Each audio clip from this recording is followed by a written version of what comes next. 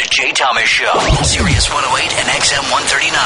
This is The Jay Thomas Show. The interesting, the odd, and the bizarre people behind the, interesting. The odd and bizarre stories. Jay gets in it, stirs it up, and spits it out. He's a professional. It's all here on The Jay Thomas Show with Rodney Lee Conover, Julie, Madison, Kevin Meaney, Garrett, and Christina, and Ira the Weatherman. This is The Jay Thomas Show.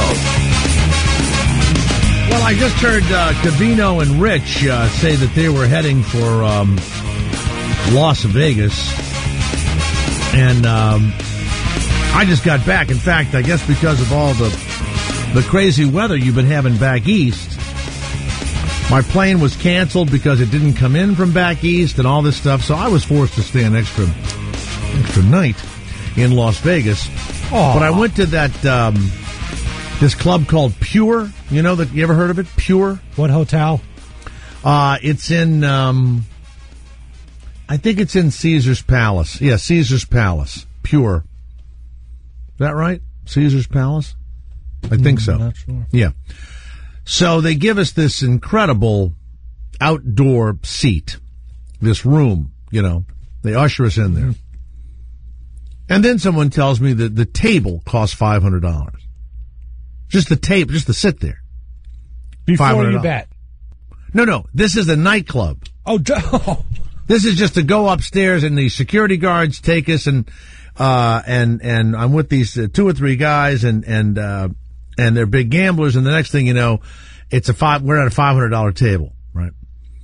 And I think it includes some booze or whatever, but then some women appear and the guys say, "What do y'all want to drink?" And of course, these women say champagne. Mm-mm. Well, it was $250 a bottle for the champagne, right? And then they bring some strawberries to the table, and so all I can think about is one, you know, I know I'm not getting laid, and 2, I'm about to drop some huge amount of money here, right? Well, the night goes on, and every time I see a glass of champagne get spilled, I turn to my friend and go, "That's $18, $19 right there." Okay? That's all I can say. He says, "Can't you just relax?" So these young guys come up to me and they go, "Man, how'd you get all these women in your room?" And I said, $2,000. I said, "I tell you what, come on the other side of the rope and you guys give me $100 apiece and you can come in here and party with us." So they give me $100 apiece. So they come and they start partying and the whole thing. Well, before the night is over, one of these young ladies began to put pieces of fruit inside of herself. Okay? In her mouth, you mean? That's a good guess, but no, wrong opening. I'm sitting there thinking, if I was really famous, I would be in real trouble. Okay. So the security guard comes up and tells her to stop doing it, right? And so the bill comes, and she could have been putting a flamethrower inside of her. All I cared about was the money the whole night. I'm just no good. I don't see how, these ball players, some guy said that when, the NBA was in town or comes to Vegas or any sporting event comes, these guys go in there at this club and they sit at these tables and they drop $5,000 to $10,000 a table on. Huh? I used to do that. Kevin Meaney is here. You would drop $5,000 to $10,000 on booze in a nightclub. Oh man, crazy, just nutty. Really? Oh yeah.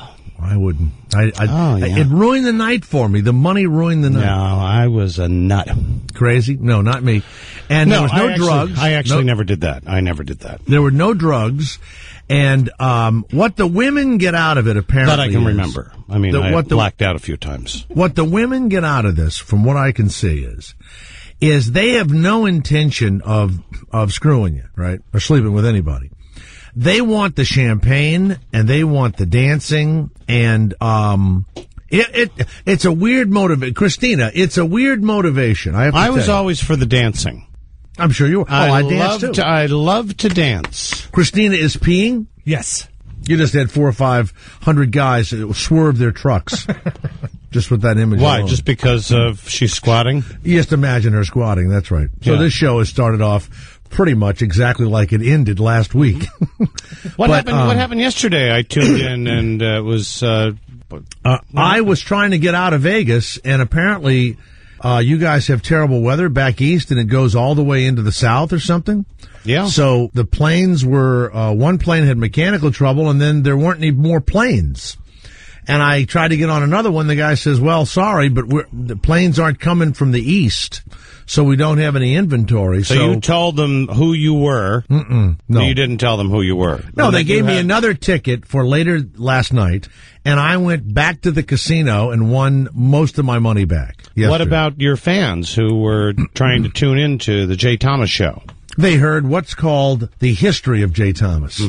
They had a fabulous, show from the past. I certainly could wouldn't relive it. mind if you did do a rerun show that I would be guaranteed that I would be the one that you would rerun it. You would rerun Hey, you me. know what? Garrett is really in charge of all that. Garrett's in charge of that. Oh, Yeah. Okay. Hi, Garrett. He can figure it all out. So, Yeah. What are you doing during the break? Anything? No, just hanging out. hey, Christine, I'm glad you're back from. Hello. That was so dirty. What I did right there was so dirty. You got to get your way in. Did you hear me talking about Vegas and the table and the women and all that? No, I came in right towards the end. Well, we go to this club and the table alone is $500, right? Right. And then the champagne and everything else. And all these guys are big gamblers. And so, of course, they all think I have, unlimited funds also. So they wanted to have this experience at this club called Pure. What were you there for? I was there to actually meet a guy for business, but every year for 20 years. What kind of business is... I'm doing reality shows now. Yeah, okay, so you're meeting a guy there for business. He didn't show up. He didn't show up because... He didn't show up. Why didn't he show up? He had another better deal, and he kept him in Los Angeles. Los Angeles, okay. So, but I've been going there for not every year because my son's birthday is that weekend, but a bunch of gambler guys I know, they go to Vegas every year around the 11th of March for the, ACC and all the basketball tournaments, right? Oh, the Final Four. And they bet it in the big March sports Madness. Yes, and they also drop or win or lose 10 to 20 grand a piece. They gamble once a year. Yeah, I could do that. Big. And then by the way, Garrett, we hung out with a professional poker player named Cindy Violette. You know her? I know, Sin. No. I know She's Cindy. in the Hall of Fame. Yeah. The Women's Hall. Look her up. Cindy She's Violette. in the Hall of Fame. I played blackjack with her, single deck. Yeah. She knew every card that was coming. Yeah. It was unbelievable. And then we watched her play for a little while, and she played for an hour and did not play one hand, threw every hand I'm a in. dirty player. I played with her, and I slipped her a roofie, and I took her for everything she had. But that's the way I play. I'm a dirty, dirty player. I'm like out in the Wild West. I go out there, I got my guns on. Ladies in town, who wants to play some cards? Now I see why you don't do any new material. Why is that?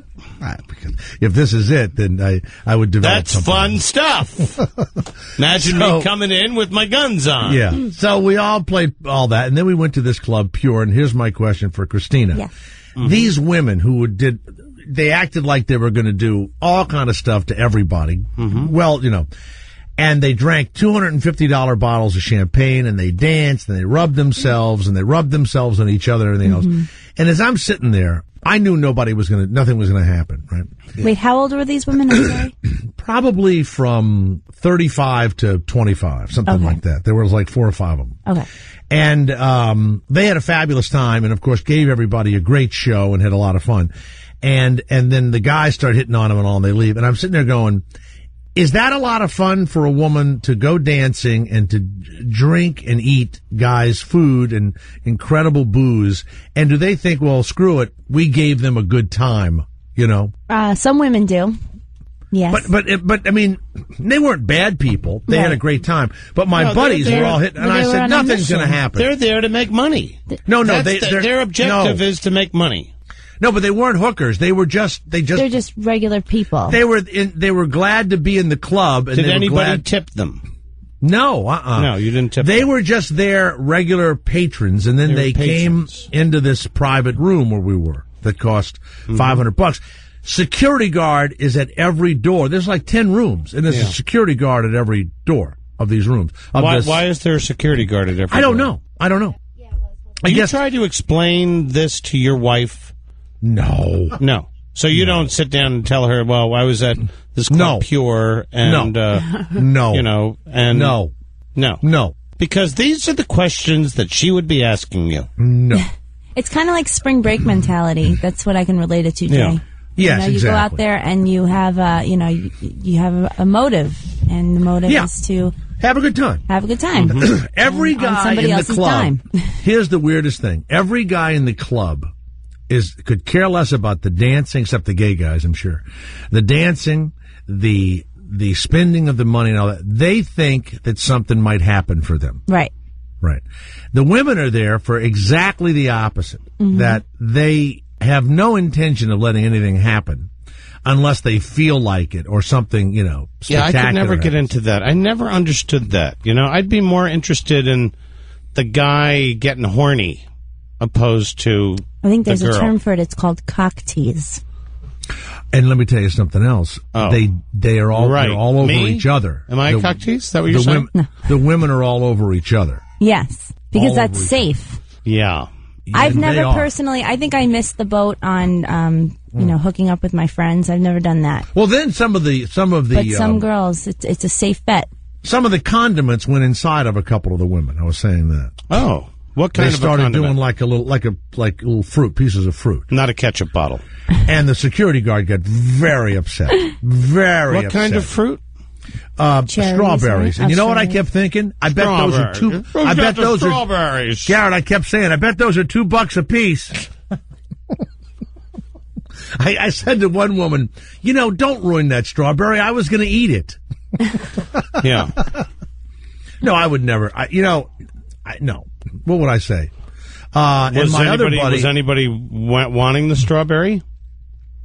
After. Oh yeah. Oh God. Oh yeah. There was all sorts of things. And what being did done your with wife the say about that? I didn't discuss any of this with my So wife. you didn't. Now take my the other strawberry? buddy was there, who He is the took doctor. He took the strawberry. For The Biggest Loser. He's the doctor for The Biggest Loser. Oh God. So former fat people were coming up to him all weekend going, "Oh God, Dr. Roberts, you saved my life."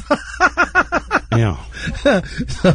So we had that going, but man, I'll tell you, that club was something. Pure. But so the bill comes, and for 4 of us, it was $2,800, $700 apiece. Oh with the tip. my God. Oh What's God. the tip? What were you tipping? Oh, it's built in. It's built in. Do you have to give extra? It was bad. It was bad. And so then we go to... And how did you explain that to your wife? I don't have any explaining to my wife. I have my own money, my own credit card. Yeah, No, but you what have to that explain means is... that. No, I don't. That's How? a business. What? Is that like It's a business expense. Business expense Hey, at business Pure? expense. Pure was a business We went to expense. Pure for Yeah, the business and the strawberries? Can I tell you something really fast? My wife and I have no discussion about our personal lives with each other. None. You're like in The Godfather. I will not discuss my business. Sounds like the perfect marriage. Never Here is a ask me funny about thing. my business. Ever My ask me wife about my business. went to Vegas about a month ago with her girlfriend. I and remember she came that. back with Yeah. a yeast infection. Yeah. Remember? Right. Now, if I had come home with any sort of I could come back with a red testicle, anything that I got from from working out or whatever, I would have been in such trouble. Okay, but you could never say anything to the woman. Do you notice that, like, when you go to the hotels now, instead of "Do Not Disturb," they have like a little cutesy saying, instead of like I was in Atlantic City. Forget about it. Is my hotel in New York? It says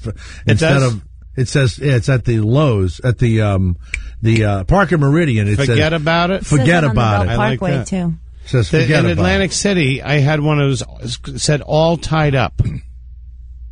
Oh, that's I mean, nice. what if I was all tied up? If somebody had, took me in and they're like going housekeeping, I'm all tied up. What if you Well, like this that is sort what- of thing? This He's all is what tied it's- up. He's like this the is- 9 days. This is what it's leading to. Crazy.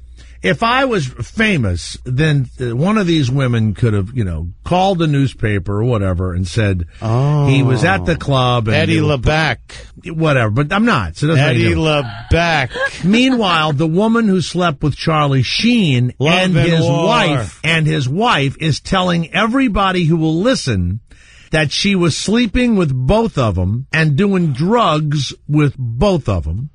And who was doing drugs with who? The girl's name was, she said this last week. She said that a woman who slept with Charlie Sheen and his wife Brooke Mueller at the same time is coming forward to tell her story. Oh, this is going to be great for Tiger. Yeah. Now they're all in. Now Charlie's always loved the porno queens and everything. I mean, he was always, wasn't he with Heidi Fleiss and everything? The baby was in the house. Well, yeah, the baby. Of course, the baby. What are you going to do? What are you going to do with the baby? Oh, you can't do that. Brooke is bisexual, said this woman, allegedly, to RadarOnline.com. She and Charlie have had more than one woman share their bed in the short time that they have been married. This is one. Like some cookies. Can you imagine? You're just out having a good time, and one of these bitches tells on you. Yeah. I sat there. That's all I could think about is thank God. You know what? It's one of the few times in my life I said, thank God I'm a nothing. Was anybody there taking Viagra? Any of the guys? Nobody was taking Viagra. Yeah, a lot of Asians we were in a club. do that. A lot of Asians do that. There was not one Asian at the club. I'm not one. saying that you were hanging out with Asians, but when the Asians go out, they go, you and with the Viagra. No, there was nobody. There was no drugs at all. I have to tell you, it's funny. You didn't do a bump? No, there was nothing available. There was nobody offered. Nobody did a bump. You were in Vegas. No. Nobody did a bump. No, nobody. Bump City. Nobody did anything. Yo. So I could test your hair. Send it in. I want to test your hair. Richard Belzer said that an Apple employee's claim that he choked her in an Upper West Side computer store is pure fiction. Did you hear about this? Yeah, I did hear about that. And he actually did choke the girl. Why would he choke her? He's out of control. He's choking everybody. I mean, he's been a choker for many, many years. No, he hasn't. No, I remember him coming up to me, choking me. Choked my wife at the time, choked her while she was pregnant with Kate. No, wait a minute. Belzer choked your wife. That's how we lost our first baby, because he choked. All right. Would you Marianne. say allegedly, please, and stop this? No, Richard Belzer's crazy that way. Choking and finally got caught. Finally somebody turned him in. The police were called to the West 67th Street Apple store. Yep. A 911 assault. There. And I guess it happened last Wednesday. Mm-hmm. Last Wednesday. The comedian and two aides, he has aides with him. Yeah, he has aides. Stepped in to buy a computer. Mm-hmm. The employee, Mylan Agnew, 21, told police that Belzer grabbed her shoulders, shook her, and choked her before barking, "I need help." That same thing happened to Marianne, my ex-wife at the time. Well, my wife at the time. Belzer said that Ms. Agnew is the one who needs help. She is delusional. He said, "I've never been the slightest rude in an Apple store. They're all great." Why are you laughing? Oh, God. It's just, He was waiting a long time for service, and he and his aides were getting antsy. You do not make the bells wait. Listen, I remember him at Catch a Rising Star back in the 70s, all right? I do, too. Sure, I know. Yeah. But he's quiet now. Oh, no. Yes, he is. Crazy. He's not crazy. He's crazy. He's quiet. You don't know. You don't know what he's been through. I'm not starstruck, says the 21-year-old Ms. Agnew. Yeah. I approached him like a regular customer. How can I help you? She said. Yeah. He lunges and grabs my neck. Yes. That's what she said. Grab my neck. Now listen to this. Okay. Isn't that fantastic, though? How do you get away? How do you go around the horn? That, though? How do you stop that? Hold it. Let's go around the horn. Around the horn. I love that. Here we go. You ready, Garrett? Around the horn. Now, despite the strangling, yes. Do you think that Belzer bought a computer or didn't buy a computer, Kevin? I think he bought the computer. Even after he supposedly strangled the woman? Yes. Garrett, do you think he bought an iBook or an iMac or whatever it was, or do you think he didn't? I think he did just so he could jerk off later to relieve the stress. Wow. That is sick. Garrett, it's around the horn. It's not, let's try and think of something funny to say. Let's make something dirty. We just need a yes or no. Wow. Christina, do you think Richard Belzer, who was accused of allegedly strangling an employee at an Apple store in New York City, do you think he bought the computer or did not buy it? I definitely think he bought it. Well, you are all correct. He bought the computer. Of course. Yeah. He bought a 21.5-inch iMac to go with an iBook. The same store had comped him at their opening. Mm-hmm. Now listen to this one. Despite the hassle, Belzer has now had his publicist say that he will return to the store for future purchases. And future strangulations. He should actually go on a strangulation tour. That would be great. Like wasn't he strangled by a wrestler? Wasn't he one of them? Wasn't no. Andy Kaufman's neck was, but didn't Belzer was never injured? I think Belzer was injured. I think a wrestler pulled his testicle off. Mm-hmm. No, didn't a wrestler? No, he had testicular cancer. No, not testicular. Testicular. Testicular is when somebody's licking your balls. And Hold on. This is testicular. Where I'm from, it's testicular. Yeah. Didn't he get choked out? Yes, he got choked out. Yeah, he got choked out. These guys that challenge wrestlers, and then they thought it was fake because he fell on the floor. Maybe since he was choked, you know how sometimes it makes you crazy, and like people who women who are attacked, when they're young by their parents or by their brother or whatever, they become sex addicts instead of going in the other direction, right? Right. Or prostitutes or whatever. Maybe he's a choker because of what happened to him early in his career. I don't know. I don't know. I know Richard Belzer very well. He would never, ever do anything like that. Absolutely not. I don't see him lashing out at somebody, choking somebody. I really don't. Thank you. And he didn't choke your wife and cause the loss of a baby. Yes, he did. He did. Why do you say stuff The baby like was that? lost. No, you can't say that. But, let's go to Jim. We forgive. I know. Jim of New York, of course. And this is what we're going to start. Crazy Kevin Meaney. That's what you've become on this show. That's great. Thank you. Thank you very much. You are. That's what my daughter says. She's 10. She goes, you might know my daddy. He's known as Crazy Kevin Meaney. Crazy Kevin. Yeah. Jim of New York, thanks for calling. 888-4-102-102. Yes, Jim, go ahead. Jay, hey, I love the show. Before I critique your fabulous repeat yesterday, Kevin, you're my favorite. I just thought I'd tell you that. What do you want? You know what? I don't need a critique of anything. Okay. Of course you do. I was listening too. What? I listen to the repeats at night a lot of time. And yesterday, I don't know who puts it together or not, but they repeated the second hour in the third hour last night. Wow. Come on, Garrett. I did not.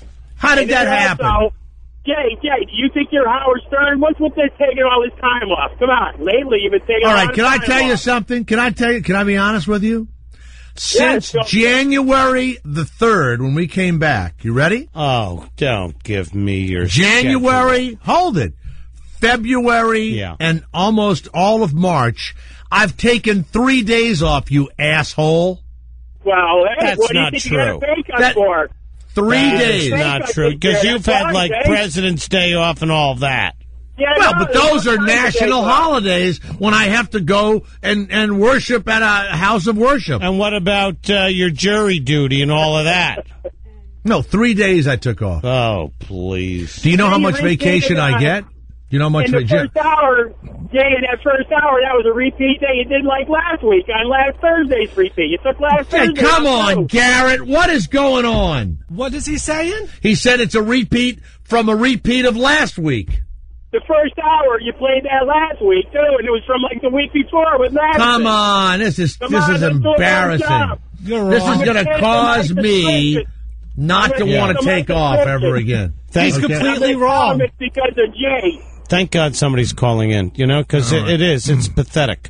Jim, if I could get my hands around your neck right now, I'd strangle you. I love you, Jay. I love you. Have a good day, buddy. All right, goodbye. Thank God he called. Let's go to Larry of Florida. Yes, Larry, the Jay Thomas Show. Do you have any idea who choked Richard Belzer? Who was it that choked him? It was Hulk Hogan. It was Belzer was on a cable show. I guess it was back in the 80s, and he was goofing on Hogan about wrestling being fake. That was before they came out and admitted that it was all planned. Yeah. So Hogan put him in a sleeper hold and then let go of him, and he fell on the floor. As I recall, Belzer ended up suing him for that.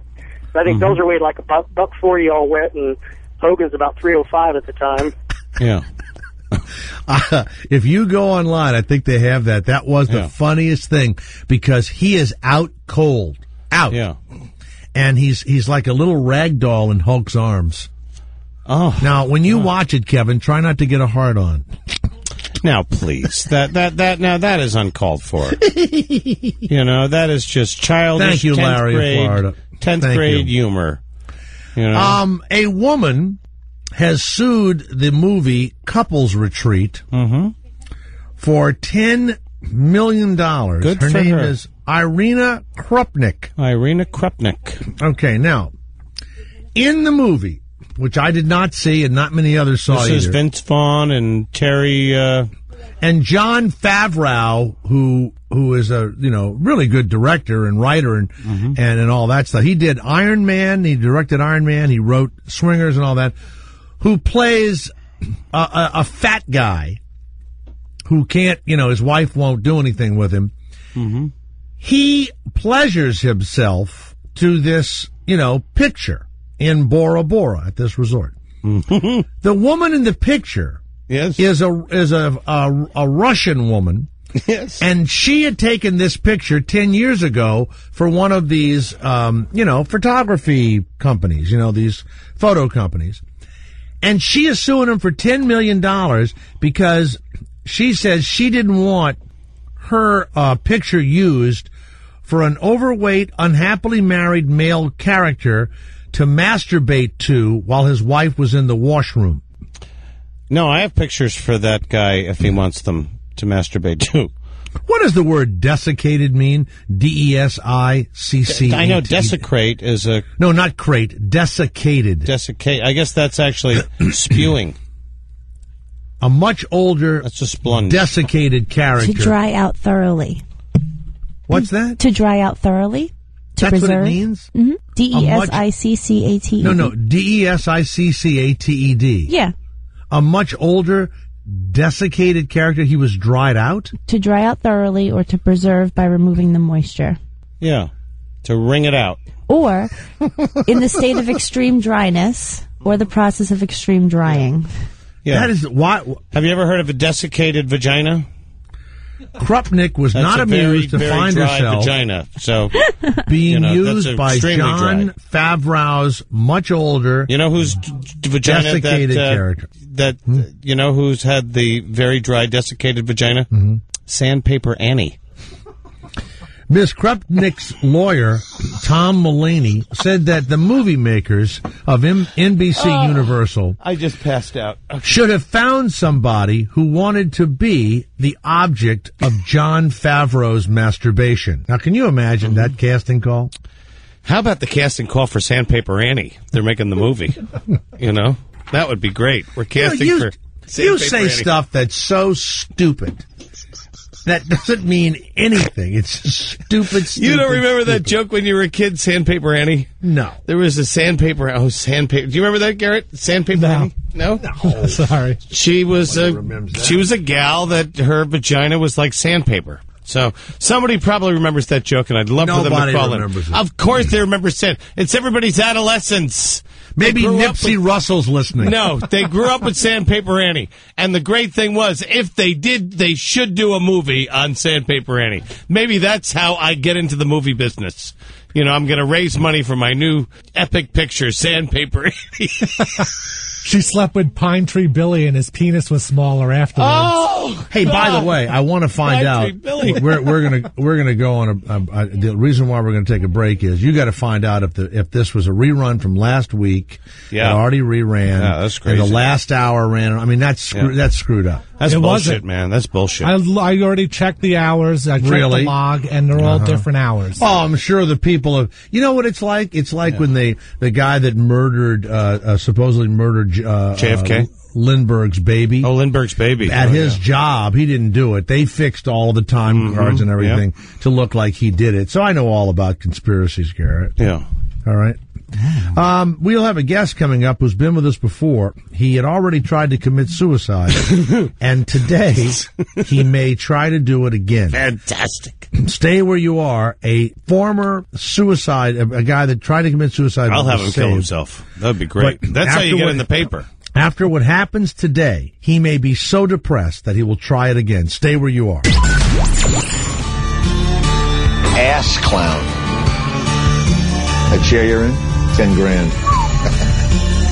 Last I heard, that Mo was mastering the fine art of cot wrestling with his cellmate. It's all the same. Ass clown. Only the name will change. Excuse me? Every day, it seems we're wasted away. Why don't you go fetch him for me, S.A.? Another place Ass clown. where the faces are so cold. I drive all night just to get back home. God, you're wasting your time here. Cowboy Ass clown. on a steel horse I ride. Excuse me? I want it. You kidding? Fired that crackhead over 20 years ago. Ideas don't happen unless they come from my brain.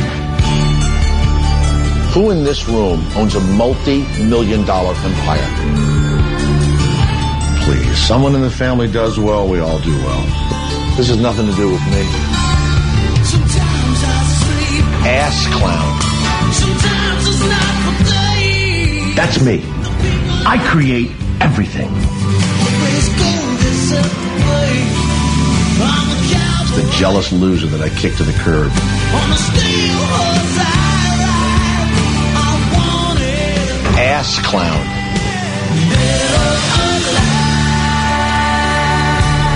Why don't you go fetch him for me, S.A.? Ass clown. Last I heard, that Mo was mastering the fine art of cot wrestling with his cellmate. Ass clown. Well, wait a minute. Look, I didn't mean all that. Oh boy! Wow! That's from that's just the tip of the iceberg from Cold Case. By the way, it won the night Sunday night. Thank you for that time period. Thank you very much. Now, Garrett, we haven't spoken about it. And by the way, thanks for putting that together. Did you put that together? I did, yes. Yeah, while he was naked. I know you didn't get a chance to watch it, Kevin, because No, I have a 10-year-old daughter. I had driven back from Erie, Pennsylvania. You know, ass clown. That was Ass that was a clown. word that Yeah. everybody mentioned. Has anybody called you ass clown out on the streets yet? No, not yet. No. Not yet. They come up to you and I say- did not think of that, and I wish I had. But even when we were in rehearsal for it, everyone kept going, ass clown. Some writer, thought of it. And I guess they have to find insults they can use. But I got tons of emails at jthomas.com about ass clown. But I didn't think of it. So Garrett, when you see me play kind of an evil, and I was the killer, of course. When you see me play kind of an evil person, does it frighten you, Garrett, when you see that? It did not. It didn't frighten you. There was a tinge of humor in it. A tinge of humor in my evil. You remember when you were growing up, Jay, and all of a sudden you would see like Milton Berle play like a cancer patient or Right. a killer or something, and you go, oh, that's so sad.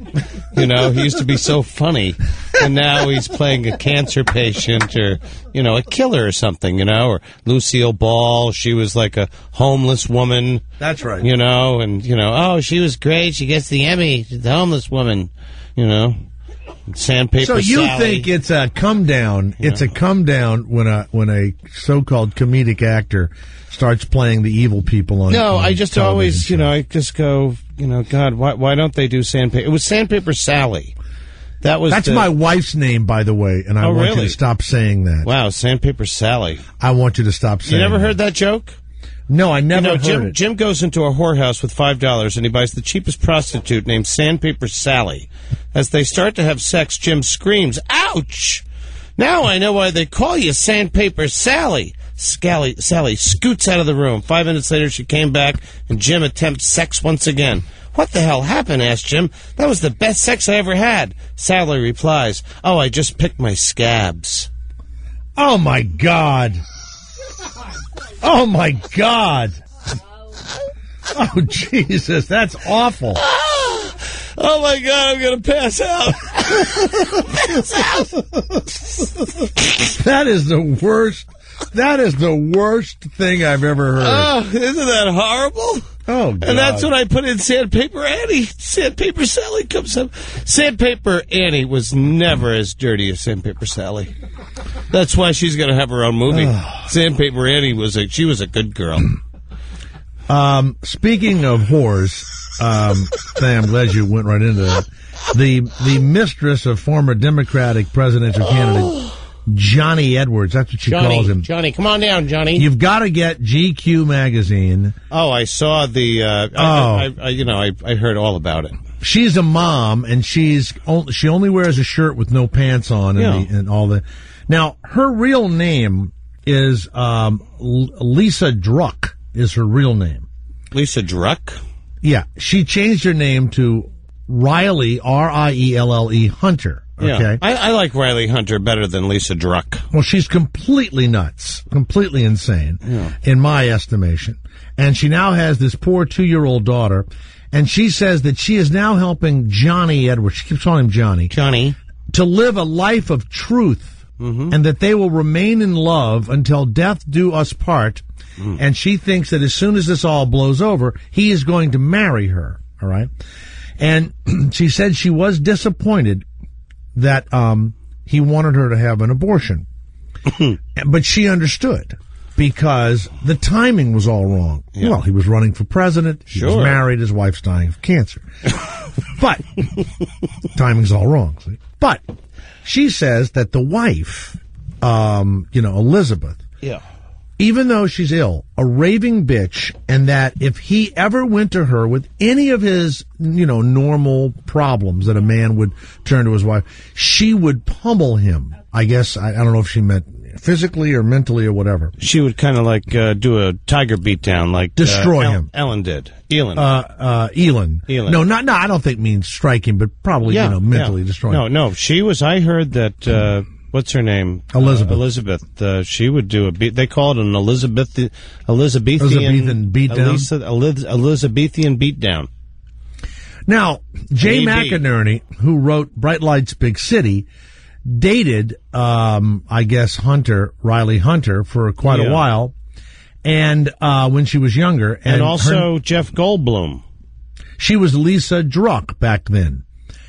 He has based his lead character, Allison Poole, in one of his novels. I think he's done it a couple of times, but one of them. And this Allison Poole, now he admits that their relationship was inspirational in him writing this Allison Poole. Does he have to give her money? No, he didn't use her name.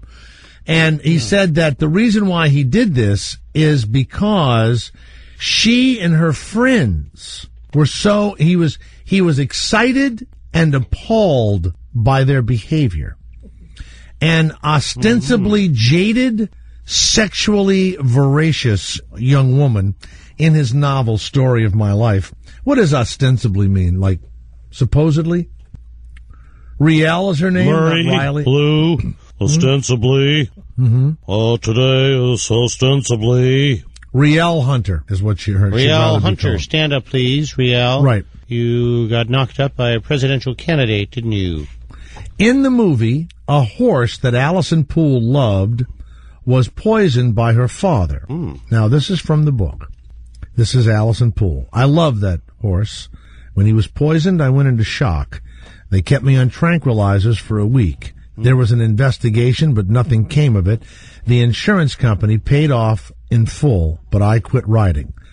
A few months later, Dad came into my bedroom one night, and I was like, uh-oh, not this again. No. He buried his face into my shoulder.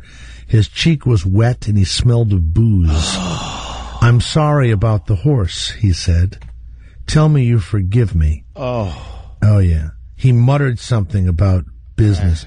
So apparently this is... Sexually molested the horse. Ostensibly it means pretending, right? Yeah. Pretending. So it looks like maybe he is hinting at the fact that Rielle Hunter and or Lisa Is Druck half horse.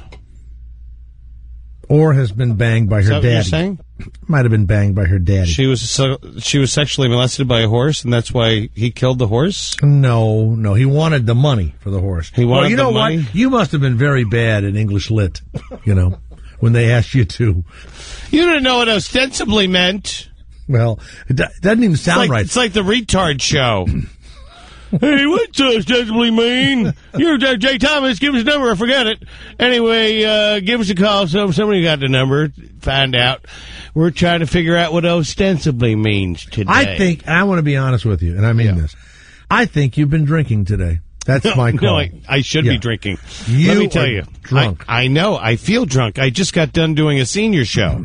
I was over there, I had to do a senior show for these seniors. Did it get to you finally that you were doing a senior show? Oh, my God. I bombed so bad today. Oh, no. It was so bad. And I was like laughing I just ran out. I ran out of there, and I'm driving my mother's car, a 1995 Toyota. Oh, my God. And I'm like, what is wrong with me? How did I end up here? Doing senior shows and driving my mother's car, Oh, Raymond of California. Now you're hearing it all.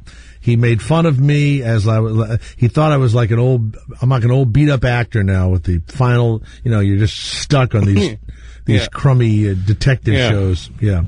Yes, Raymond, go ahead. Raymond of Florida. Raymond of California. Raymond of California. Yeah, I'm Raymond from California. Yes, Raymond, how are you? Oh, just great. Hey, listen, that actor who called you the ass clown. No, I say ass clown. He says, there's a lot I'd rather do than talk to you, ass clown, and you repeat, ass clown. That's what I say. That's right. I know I said that somewhere. But anyway, so that guy who plays this main detective guy. Yeah, Danny Pino is his name. Yeah, Danny Pino. I hear he's getting a lot of heat from that episode. No, I did hear that, Danny Pino. Everybody's talking about him, yeah. So listen, does that guy really talk with that accent he puts on the show? No, he's Spanish. Yeah, but he's got like some kind of tough guy New York accent. Yeah, he's a Spanish guy from New York. He's Spanish. He's playing a tough guy cop. Mm-hmm. Yeah, he's acting. I can see him acting. He looks like a little prissy boy. I can't believe this guy is really like that. Now, all actors are little tiny people. How about when he starts throwing me around the room? If I'd have just wanted to stand in one place, he couldn't have moved me. Oh, that's exactly what I thought. You're kind of a stocky guy. I thought you could. No, I weigh like 190. He weighs about 140. He's throwing me around the room. You're about 5'4", right, Jay? No, I'm not 5'4". How tall are you? I'm about 5'8". Oh, I'm sorry. I was thinking the other. And he's about the same height. Yeah. Yeah, see, this is why I can't watch these shows, because I never believe these actors. What about What about West Side Story the other night when all the big, the gay dancers start getting into a big knife fight? Yeah. Mickey Rooney, he was very small. He was not very tall. He was 4'8". Why are you saying Mickey my name and Mickey Rooney in the same? I said. Why would you say both of our names? I'm just saying Mickey breath? Rooney was very short, and he played a leading man. And later on in life, wasn't a leading man. He was considered a joke. No, are you serious? He played Andy Hardy or whatever. He played against Judy Garland. Oh, please. He wasn't a leading man. Okay, he was a leading man. He played a boy. And then later on in his life, he played killers and crazy people like you. Yes, when it was over for him. Yeah, but now he's still working. Go to MickeyRooney.com. All the kids are going there. All right. It's the Jay Thomas Show with Kevin Meady. The Jay Thomas Show. Jay Thomas. Stars 2. The Curious. The Extreme. The Fascinating.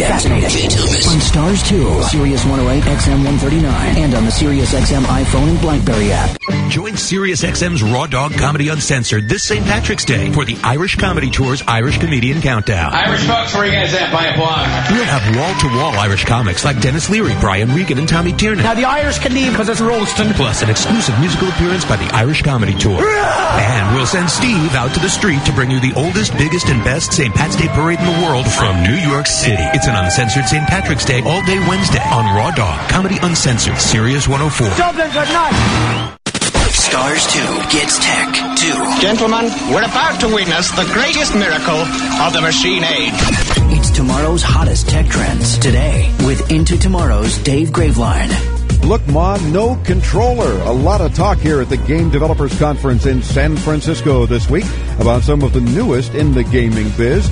You've probably heard about Project Natal by now. It's Microsoft's secret project that lets you use your body as the input device for the Xbox Live. No controllers, no wires, no headgear, no gloves.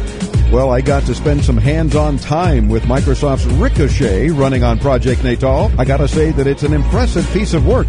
If you like using Nintendo's Wii controller to play games, then you'll love the freedom you get using your entire body. You can thwack, headbutt, slap, and kick, and Natal follows your every movement. The future of humans as input devices is going to be a really cool step forward in gaming and entertainment. Sony is also showing their PlayStation Move here at GDC. This one does use a controller. It's similar to the Wii controller, only with a light-up ping-pong ball-looking thing. Video on our site, of course. You'll want to stay tuned into tomorrow as we learn more and, of course, share it all with you.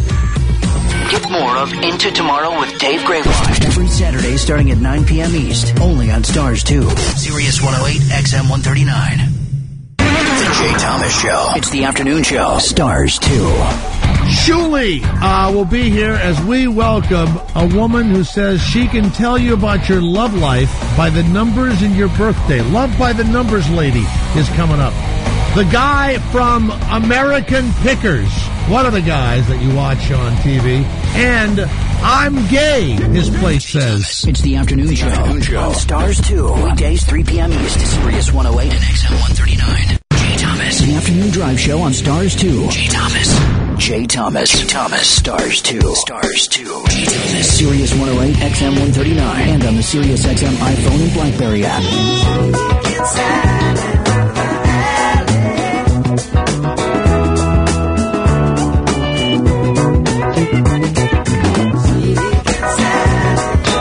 Go to jthomas.com. I believe there's a link there to the cold case that's on YouTube now. There's not. What do you mean there's not? What do you mean? There is. They can go to cbs.com and watch it. Okay. CBS.com and watch it. Yeah, you can't put up your own link. Yeah. You can link it to with CBS's. Okay, fine. Whatever. God, you're just like, you want to steal somebody's program? Just put it up on your website? Didn't steal it. It already ran. So the value has been diminished. They like to keep control of it. Value's been diminished. You know, a lot of Jay ass Thomas clown. people. Ass clown. Yeah. The office that I'm Meryl in. Streep is thinking about playing Sandpaper Annie. I just got a tweet. The office that I'm in has a little, like a courtyard, and people use the telephone and stuff and sit in this little courtyard. and I'm surrounded by halfway houses or employment agencies or whatever. And this woman was sitting on a chair on a cell phone, and I just heard this as I went to the bathroom. Yeah. And her ass was falling all over the side of the chair, and she says on the telephone, she goes, "Well, I thought I had the job, but his wife can't stand to be around fat people." That's what she said. Now, you can't tell anybody that, can you? Yeah, well, you know, I heard that as I just walked. I couldn't believe I was hearing it. The guy says to the woman, "I wanted to hire you, but my wife doesn't like to be around fat people." Yeah. Oh, my God. Yeah. That's against the law, That's isn't a it? lawsuit. Oh, absolutely, it's a lawsuit. Yeah. I wanted to stop and say something, but, the show was coming back on. So. Yeah. So in a few minutes, Hans Jones, I don't know if were you on when Hans was here? Hans jumped off of this bridge in St. Petersburg. Have you been to the Tampa, St. Petersburg area?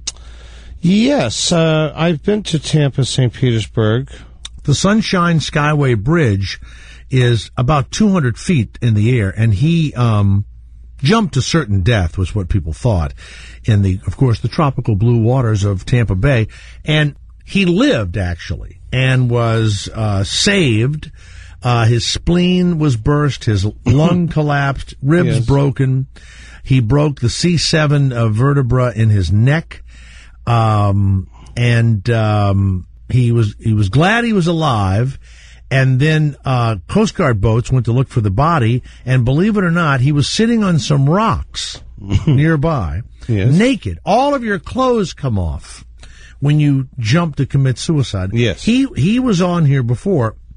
And he became a guy who wants to stop people from committing suicide. So he wanted them to put an electric kind of a charge into the railing there, and he patented the electro safety rail. So you electrocute yourself instead of... no, you just get a shock so you don't go over, right?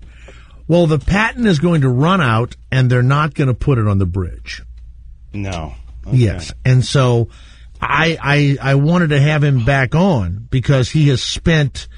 $30,000 or something, money he doesn't have. I believe his wife might have, maybe his wife has left him or whatever. So I wanted to have a suicidal guy come back on after something that he was basing his entire life on, Kevin, was no longer going to happen. It's no longer viable because he's going to lose the patent. Yeah. This was his whole life.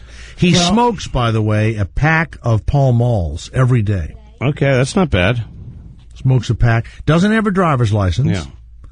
Yeah. You know when you're going to quit. I mean, like people, you finally go, like I knew when I had to quit when I started coughing up white mice. At that time I said, okay, it's time to quit. You know? Right. I did everything to quit. I had the patch on my eye. I was like the non-smoking pirate. Johnny of Boston, the Jay Thomas Show. Oh, where is John? What was he saying? I'm repeating the subject too much? What was that? What did he say? Yeah, you're repeating yourself too much today. Repeating myself? What does he mean by that? I don't know. He just wants to know why. Oh, and also he loves my laugh in the background. But he wants to know why you're repeating yourself. I think you're laughing too much. I was going to say something to you. I'm sorry. Stop laughing. What was I thinking? Can I read that laughing makes me repeat myself. Can I read a tweet? Hurry up, you got 30 seconds. What's up, Tay? I just woke up, vomited, poured myself some chocolate milk, and turned on people's court. You reread what you just wrote and reconsider your entire life. What? Wow. You got somebody that you met at the old folks' home today? No, that's Jen's.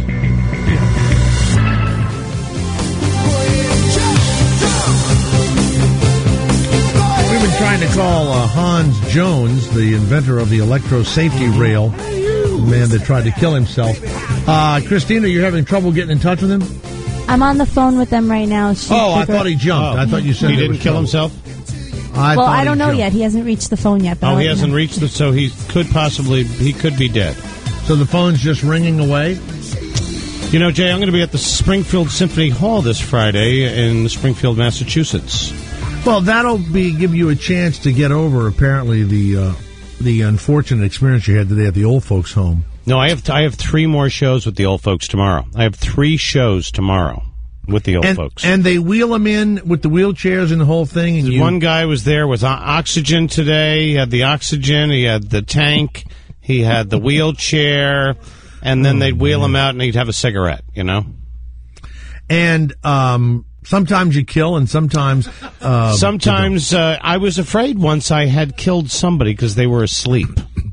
So they had fallen asleep during the show, and I said, well, maybe I should go over and wake them up. That might be fun. Is the show at lunchtime? It's a lunchtime show, yeah. I get there at 12:30. Mm-hmm. I get my meal, and then I go up on stage after that. And they say, you eat first, you have some Jell-O and meatloaf? I have a little something before. I had the corned beef and cabbage today. And they corned go beef and comedian, cabbage, salmon, or the chicken. Comedian Kevin Meaney. Yep. There you go. Yep. And they clap and everything? And they didn't clap when I went up today, and I said, let's do a proper clapping, okay? Come on, everybody. Put your hands together and clap, all right? That's what you're supposed to do. Oh, This is the comedian. Then I went over to this one woman, and she wouldn't shut up, and I said, why are you're terrible. You shouldn't. I'm here. You focus on me now. I'm part of the entertainment. I'm part of the package. Mm-hmm. And so I said, what are you doing? She's going, I'm putting my chicken in my box. And I said, is that your chicken? She goes, no, it's the other person's chicken.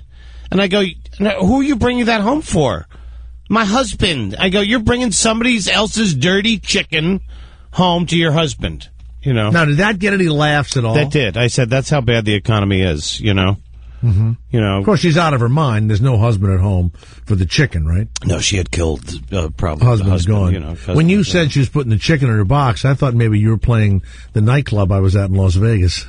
Oh, the chicken in the box. Yeah, so you immediately go to the, the chicken in her vagina. Yeah. Yeah.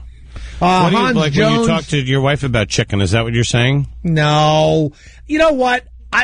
This is my job, and that's my life, and the two don't meet. I don't go home and tell my wife everything that happened in my life. You talk to your wife about me? No. She has no idea what happens. You've never brought me up to your wife? No, never. My friend Kevin Meaney is gay. No. You're afraid God, to. no. Not afraid to. It's just nobody cares at my house. Did she watch me on 30 Rock? No. My family, my wife and son who were home, watched the first scene of Cold Case and turned it off. Yeah. And then my other son, who's at college, called me before the show started and yet has not mentioned the show since. And he probably said, "Listen, Dad, I have to masturbate." No, he didn't. I can't. Did you ever talk to him about masturbation? No, I don't. I don't talk to him. But I did find a DVD in his drawer when I was checking for drugs. Really? Oh, yeah. What kind of a DVD? Like a barely legal, one of those barely legal. God. Barely legal swallowers. Did you talk to him about it? No. Is he there now or is he hung up? Let's call your son. Oh, he's not ready yet to go on the air. So he wants to call us back when it's convenient for him. Oh. He's a former suicide guy. What could could be happening in his life?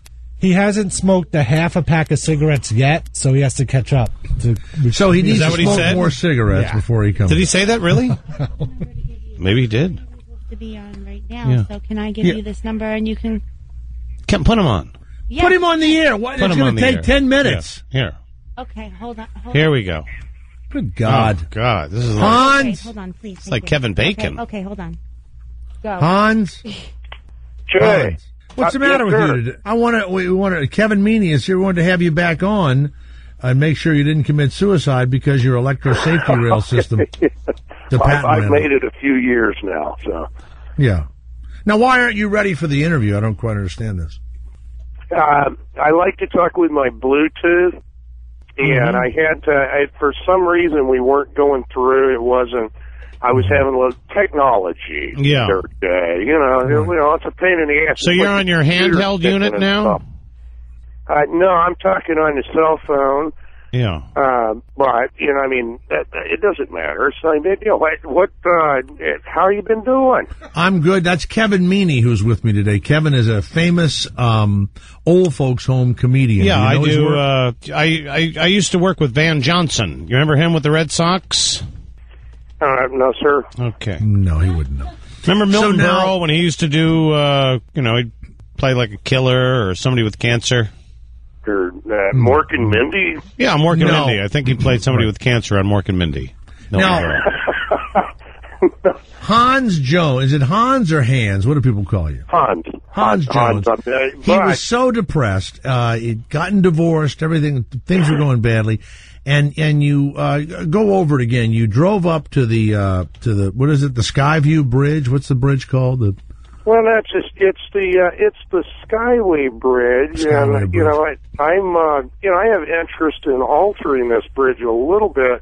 I'm driven a little over the point of actually being able to invent this thing because I made a public disclosure upon this stun rail system that I know, but let's go back over when you tried to commit suicide. You were lovelorn and you were broke and you parked your purple pickup truck at the top of the bridge and you just jumped, right? Yes, it was just absolutely one of those sucky days, Yeah. And, was it a nice day or was it cloudy? No, it's pretty nice. It was a nice day. The fall wasn't bad. It was a smack on the water that woke you up. Yeah. They say that hitting, it's like hitting concrete, like right? concrete. Yes. Pretty much. Yeah. I would describe it as hitting something. Did water you point does your that. toes? Did you point your toes when you, like you said, like on the way down? Said maybe if I point my toes, I'd go in cleaner. You're so silly. My objective. Now let's get back to my objective. So I guess you didn't. No one else to do this again. You want to stop, and so you want to put an electric charge into the railing, and they won't listen to you. Well, they're not going to have to there because the deterrent factor is going to be so overwhelming, and traffic clearing, there's all kinds of things. I mean, this is an evacuation route. There's issues with this bridge. And on the last show, I apologize. I don't want to bring up such things again, and certainly I don't want to give anybody any bad ideas, but there's issues here with this particular bridge. It's a long water span.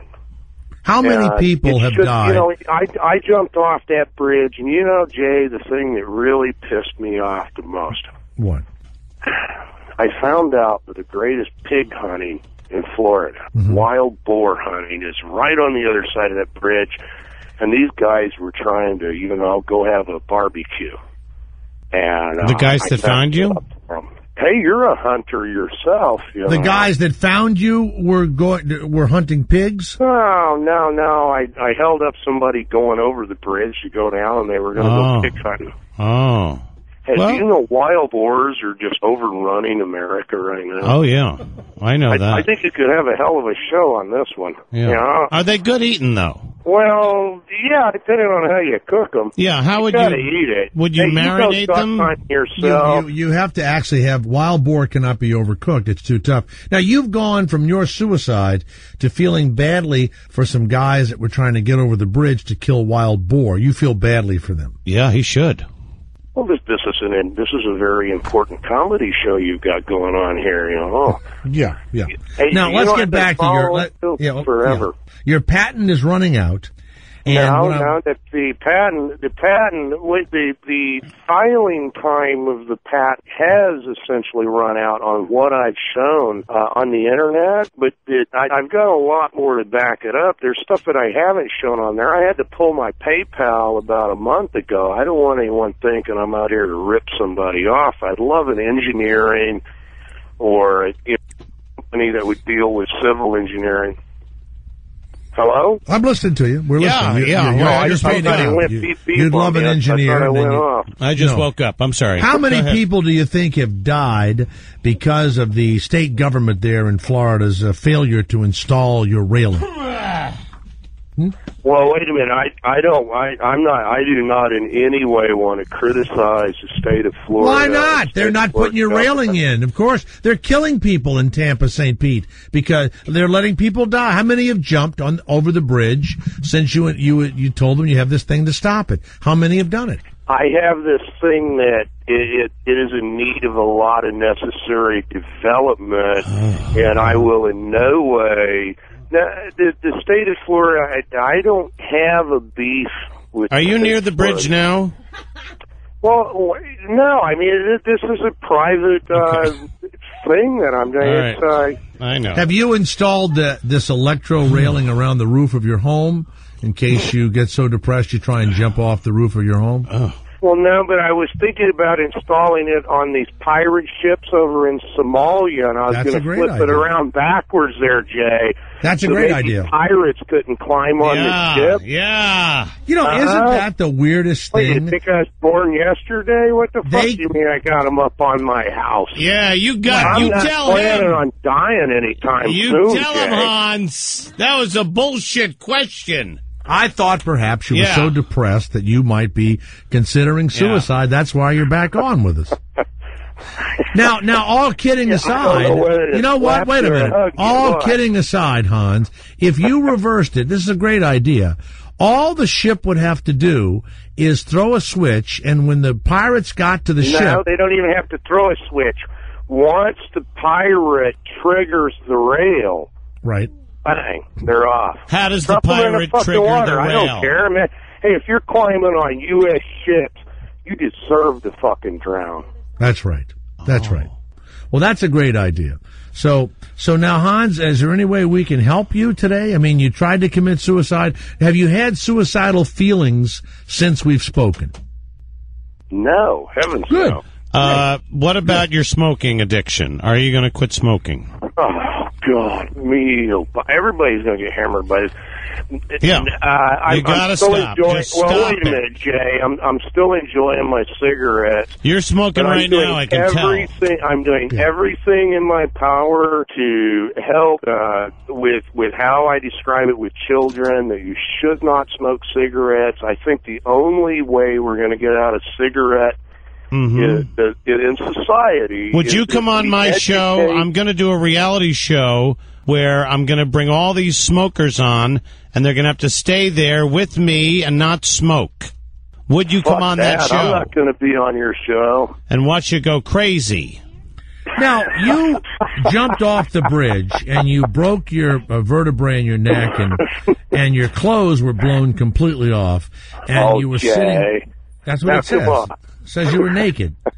It says you were sitting on the rocks at the base of one of the bridge's pillars, and you were naked. Now, last time you went off a high dive there, Jay, and you went in, when did your swim trunks ever come off when you went in? My swim trunks would always come off. I did not think about that analogy, but it's just like off the high dive. Well, So how you're- the hell are you going to break your feet jumping off that bridge if you didn't dive in?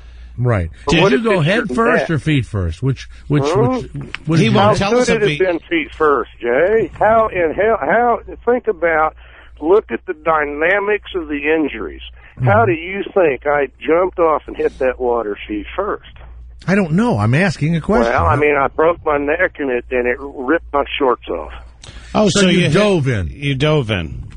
Now you're catching it. Now, did you do a swan dive, or did you just go... No, I got up there like... You scream all the way down? In this state of emotion when you're standing there. You are detached at that moment. I mean, you're in incredible pain. I'm not trying to glorify this or anything. Did you think There's about a way to sexual stop encounters on the way down? Yeah, what were your last thoughts before you hit the water? Big boner? Nah, something like, oh, fuck. What I think really kind of hit the spot. Oh, that's horrible. So you are so It was glad like, you're oh, alive no. now that What you will in never, hell? you won't try it again. Oh, God, no. God, no. Okay. And I don't want anyone to, and I would like to do everything I can. There's just not enough public, exposure on it. If people would realize you're basically jumping off a 5-story building. You should go speak to kids in grammar school. Sir? You should go speak to kids in grammar school. Yes, I think so. I would love to. Yeah. Tell them not But, to jump it. not to Because jump. your trunks come off, and you know how kids are embarrassed. Yeah, they're embarrassed. You know? Okay, well, listen, Hans. So much of it is, in life, we go through so many stresses, and all of us do. I mean, there's so many people around you that are going to hit a point in their life where... Do you know anybody that has killed themselves? Oh, I think that probably 20% of everybody... The people you know have killed themselves. 20% of the people you know have killed themselves. No. No. Okay, I'm sorry. Hans, let me ask you a question. I know you're trying to do... Please. Would you excuse me for a second? I'm going to go kill myself.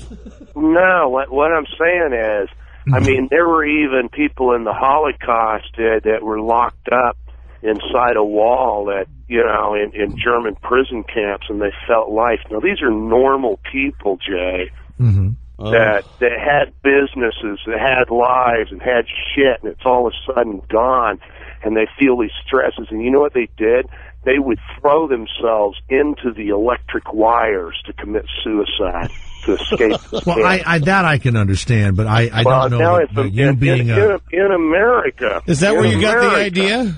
Yeah. We have avoided, I do believe that we have avoided a depression, but similar things took place.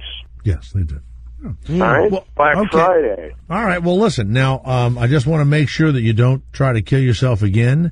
And I realized that the patent was about to run out. Let's go to Keith of New York. Yes, Keith. Have you ever contemplated suicide? Because Hans Jones has tried it, and he said, "Oh fuck!" before he went in, and then his shorts came, his swim trunks came off. As he went in the water. Keith of New York, go ahead. You're listening to Hans Jones. Yes, Keith. Hey, how you doing, Jay? I love your show. Listen, is this guy out partying today? No, he's out partying tonight. No. Have you been drinking today, Hans? I think that's what Keith means. God, yes, I have. What? Okay. All right. He has been, Keith. Okay, I thought so, because I can't even understand what the hell he's talking about. Well, it's 4:20 in the afternoon. The man's allowed a cocktail. The man's allowed to drink. Yeah, allowed to have a cocktail. I can't understand when he talks. You can't? No, he's so super loud. All right, well, we'll work on that. Thank you, Keith. I'm not getting the audio in there very well, Jay. No, you sound fine to me. I don't know what's the matter with this guy. You sound absolutely fine. There was a gargling sound that I couldn't quite make out. No, you sound fine. You sound absolutely fine. You don't sound drunk or anything. Kevin, does he sound drunk to you? Yes, he does. See? Yeah. You've been drinking? You sound fine yourself, Jay. Well, Hans, I'm glad you're alive. Go to hansjones.com, and you'll see the man who's trying to invent the electro safety rail system that renders it virtually impossible to jump from tall bridges, buildings, and other suicide locations. Jay, I would like to say at this point, I'm only going to, give any information or anything that I've developed in this and drawn. Do you actually have a lab? Will you stop it, Kevin? I want to know if he has an electrical lab. The guy is trying to get his sentence out, and you keep interrupting him. People want to know if he's like Thomas Edison, and he's got like a lab, and he's inventing I think what he's done things. is fantastic. So I brought him on. The man lived. He was depressed, and now this is his life's work, trying to save others. No wonder the old people hated you. I know somebody who jumped off the Tappan Zee Bridge and lived. You want to call them? No, you don't. Yes, I do. Bobby Brackett's brother. Yeah. Johnny of Pennsylvania. He went off the low side and he fell into the mud. He crawled home. No, he didn't. Johnny of Pennsylvania. Hello, Jay. I'm on the bridge. Yeah. Jay, I'm on the bridge right now. It's above and you're Schuylkill River. It's on the Schuylkill River. That's the end of the interview when we got the listeners on the bridge. Oh, they're on the bridge. Now listen up, Jay. What? It's about 10 feet above the water. I'm going now. Ah! All right. There you go. Well, Hans Jones, thank you very much. We're glad you're alive. And good luck saving lives, okay? Oh, boy, that's fantastic. I love you, man. All keep it up. Good work, man. Thank you so much. Hans. Mm-hmm. Oh, that was torturous. You know what? It wasn't torturous. This is a guy that jumped and lived. Oh, there's some reasons why. Next time someone comes on that I enjoy and you don't, go to the bathroom or something, okay? What is this like you're so into suicide, people jumping? No, go to the bathroom. That's all. Well, that's all. Just found it, weird. No, you know what? I find it interesting when someone is so depressed. Okay? He didn't want to talk about his smoking, did he? A guy named Art Morris, who is a contractor, says that during the Jay Thomas show, we run a lot of gay promos. What is that? AshleyMadison.com, you run that? No.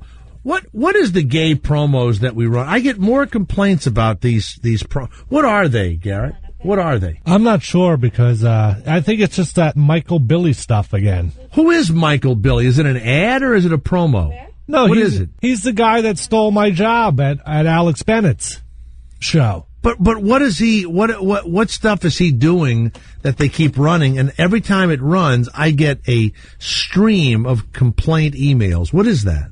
You want to hear it? Yeah, let me hear it. All right. The listeners are like, no. What's his name? His name is Michael Billy? Yes. Two first and what's names. he's an engineer? No, he's just some guy that doesn't know how to run a board or do anything, but he gets jobs here, like talking, and gets his own show, and he's just people. He's like a co-host to like a 50 shows. 50 shows? He fills in wherever. He's kind of like me. No, I only have 3 or 4 people that fill in. No, and then the promo runs to listen to his shows. Now. But why do we get so many complaints about the guy? Because he's a flamer. Well, then why do they run it on this show? We already have our own flamer. We got Kevin. You want to hear it? Yeah, let me hear it. Yeah. Gay friend. Michael Billy's not going to change you, just make you better. It's time to man up and get ready to ski. Oh, it's this that is Michael time of Billy? year again. College Oh, students okay. and I like him. graduates trying to hold on to their youth are taking their final skiing trips before the weather gets too warm. Now, if you've never gone skiing, don't worry. What you don't want to do is spend a ton of money on brand new skiing equipment and winter gear. Just rent it. If you hate skiing, you can always return it without breaking the bank. And while you're on your winter getaway, don't forget that there are plenty of things to do other than skiing to make your vacation really special. Turn if it you're off. not into the whole this outdoors drive you thing, crazy. plan a Please, romantic- thank you. Oh, Please. God, do I Jesus. have to run the show now? Who's he Say what- sleeping with? Oh. All right, now and mean, it's not it's good. even gay. It's just it's just meaningless. I think it was getting to the gay stuff. Yeah. Yeah. We didn't give him a chance to get to Yeah. it. Well, that was All right. gay enough. Even a gay guy didn't like the gay stuff. Luke, No, I've of heard North it. Carolina. I've heard it a lot. You know, Yeah. the listeners have too. Yeah, Luke, North Carolina. Yes, Luke. How are you? Luke yeah, doing Gressert? pretty good. How are you, man? This Good, Luke man, Gressert? thanks. No. Hey, just- are you talking about that big ass bridge in St. Petersburg, Florida? yeah, that's what he jumped off of. Yeah, the Skyway Yeah, Bridge. I got a buddy who lived down there who was bitching about all the time. He said the people go up there. It's like one way each side of the road. Yeah. Right. And they'll leave their cars up there, and traffic will back up for miles and be like 3 hours because somebody killed themselves and left their car Yeah. up there. Now, can you buy those cars online? I would feel Yeah. like you probably get a pretty good deal. Well, I he would left a probably- purple truck. He Purple parked truck. his purple truck. Yeah. And then jumped. Yeah. You know. Why would You know, if I was why going would to you kill ride a bike? myself, if I'm already in pain, Yeah. why would I want more pain? You mean, what do you mean more pain? Oh. Why Yeah. wouldn't I want to just do it quickly? First of all, you're jumping. You're going to be very sorry. You know did how it. I would do it? What? This is how I would do it. I would do it in the garage, right?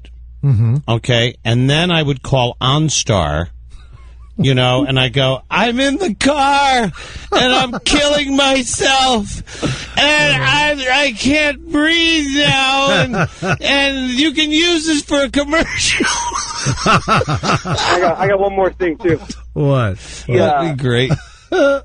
We arrived too late. It's something like 99% or something like that of people that commit suicide via jumping off of buildings. Yeah. That live through it have always said they instantly regret it as soon as they jump off. And Yes, I've heard your that. get Absolutely. there- yeah, your We get have a there bridge first. in California that takes you from Santa Barbara into the national forest, and they keep wanting to put up a net or a No, a chain no link net. fence. No. And they're saying it's going to ruin the view. Yeah, right? it's going to ruin the view. And I'm telling you now, I could 8 or 9 people a year Yeah. jump off this bridge onto these jagged rocks Mm-hmm. into this, dry riverbed, right? Mm-hmm. And the sick thing is that one guy, and this is terrible, but he was a 6'7" high school basketball player. Yeah. When he jumped, he hit his head on, like a pole or something. And so as he went over, people said he was rubbing his head. Oh yeah, it's terrible. It's terrible. So he hits his head like boing, and then he falls. Yeah. And so as you're falling, you're going to hit jagged rocks. That's the You remember crazy that, you remember part that pilot of you suicide. did about Valhalla? You remember that you said that you wrote a pilot about Valhalla or the Kensico Oh no, yeah, Dam? we wrote a treatment about Kensico Dam. Yeah. right. Okay. So there was this kid that when I was growing up, this woman jumped off the Kensico Dam, and she was pregnant, and her fetus got stuck on the rocks. Oh, and come on. they had to wash it off with the fire hose. Oh come on. Yeah. So when she hit the baby, Yeah. the baby came out of her came like a out. seed Yeah. coming out of an apricot. Well, that's what we were told when we were kids. Oh my All right. God. That's the lore, the Kensico. Maybe if you would have had that in your treatment about the Kensico Dam, it would have sold. Well, You know? I would just I'd put a pistol or something in my mouth, but I want to make sure that I'm dead. My fear is that it wouldn't kill me and I'd be paralyzed. Yeah. Oh, that would be great. Oh God. A J. Thomas, paralyzed J. Thomas, you know? Thanks, guys. And I Kind could of like just- Captain Pike. Luke, I could just blink my eyes. Yeah. That's all that's You'd be all like I- Captain Pike from Star Trek. Yes. Charles of North Carolina. Yes, Charles. How you doing, Jake? Good. I'm gonna come right to the point because this is really tearing me up, man. I'm a truck driver and I'm black, and you know I got this thing. I got to come out to my family this week. They don't know you're black. Your family doesn't realize you're black.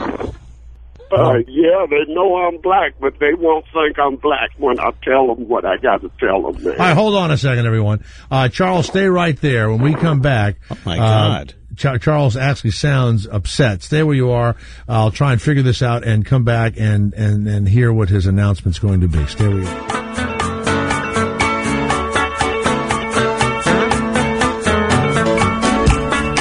If you want to know what's going on in Kevin Meaney's life, you can Facebook him, right? Yeah, I accept everybody as a friend. As a matter of fact, I have Scott Peterson as a friend. Will you stop saying it? Thanks. And you can go to kevinmeaney.com. All the kids are going there. And for me, it's jthomas.com. And if you want to see the cold case that I was on when I played the evil killer on Sunday night, you go to cbs.com. They don't allow me to put it on my... And if you want to see me as John Hancock on 30 Rock, go to Hulu. Okay. Hulu. Yeah. Hulu. And if you want, I could put the trailer to your new movie up. The trailer to one of my newest films, Sex Tax. All right. Will be and my new movie, Heterosexuals, will be coming out very soon also. Now, a few moments ago, Charles in North Carolina had called us. Sounded very upset. Charles, Yes, we're back again. Yes, sir. Go ahead. What's your what can we help you with?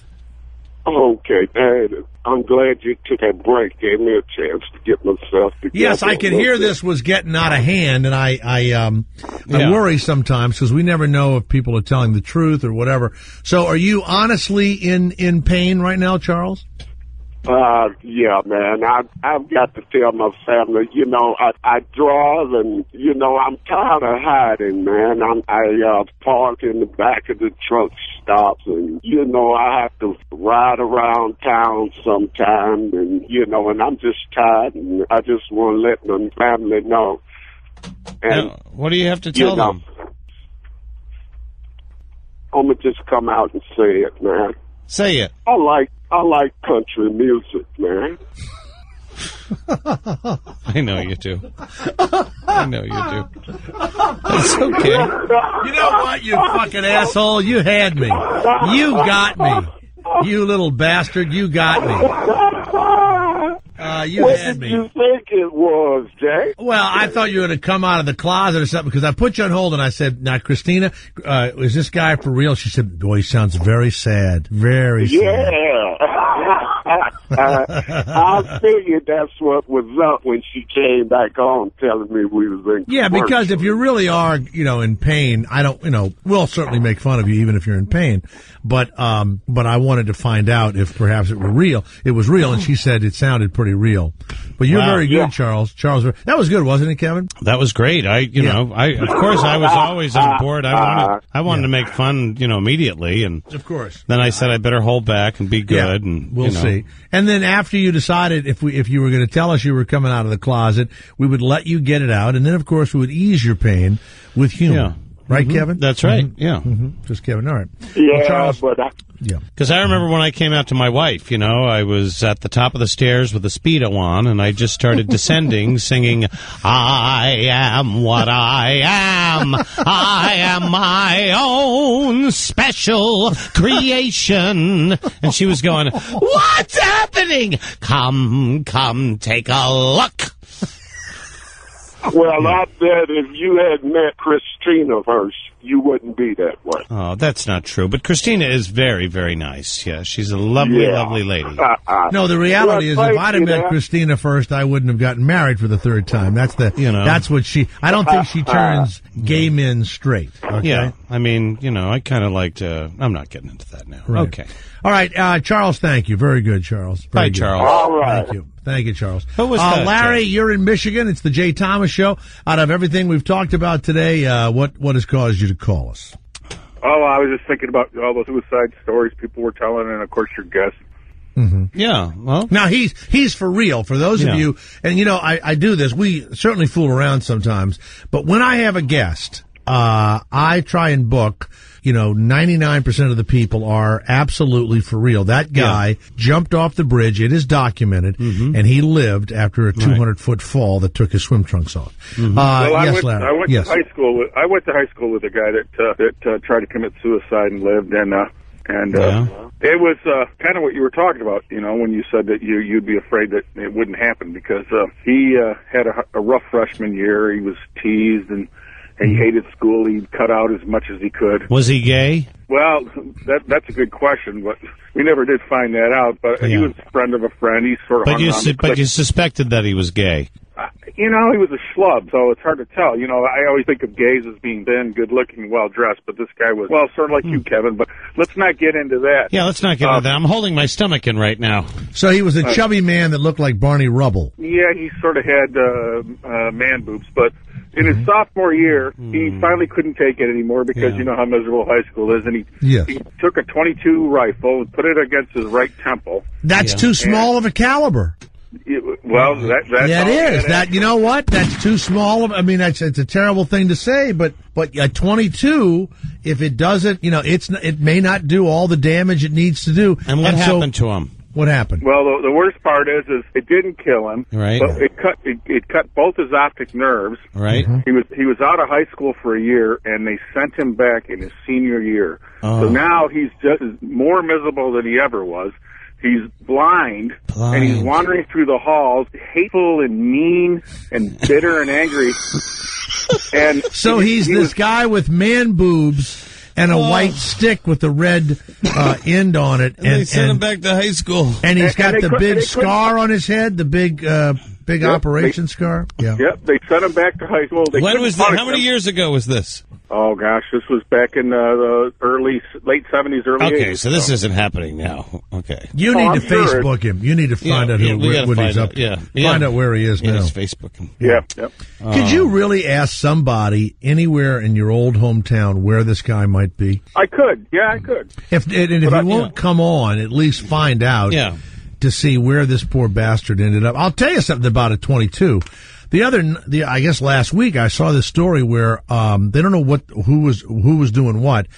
Somebody knocks on the guy's door. Guy opens the door, and a guy lifts up a 22 and shoots him in the head, right in the head, like Mary Jo Buttafuoco. Oh, just like that. Just like the that. wife Mary screams and yells. The wife screams and yells, and I think the guy shot at her or whatever, but it was totally random. The guy that got shot in the head by the 22, or it might have been a 25, the bullet went in and just kind of went around his head like a merry-go-round a little bit and didn't kill him and basically didn't mess up his brain. It somehow got in there like went in a circle. I don't know how that happened. Look at Mary Jo. It didn't mess her brain up. Yeah, you've got to put a 45 in your mouth that goes in small and comes out big. Yeah. Well, this is why your radio show is so good. And I think this is why you lose listeners. Because I actually caused them to kill themselves. Yeah, you caused people efficiently. Your numbers were good until you started talking about, how to really kill yourself. If Michael Billy is listening, end it for yourself, would you please? So we don't have to have these bullshit promos. Oh, gosh, that's terrible. You know what? There are just certain people that if they're dead, I don't care about them. Oh.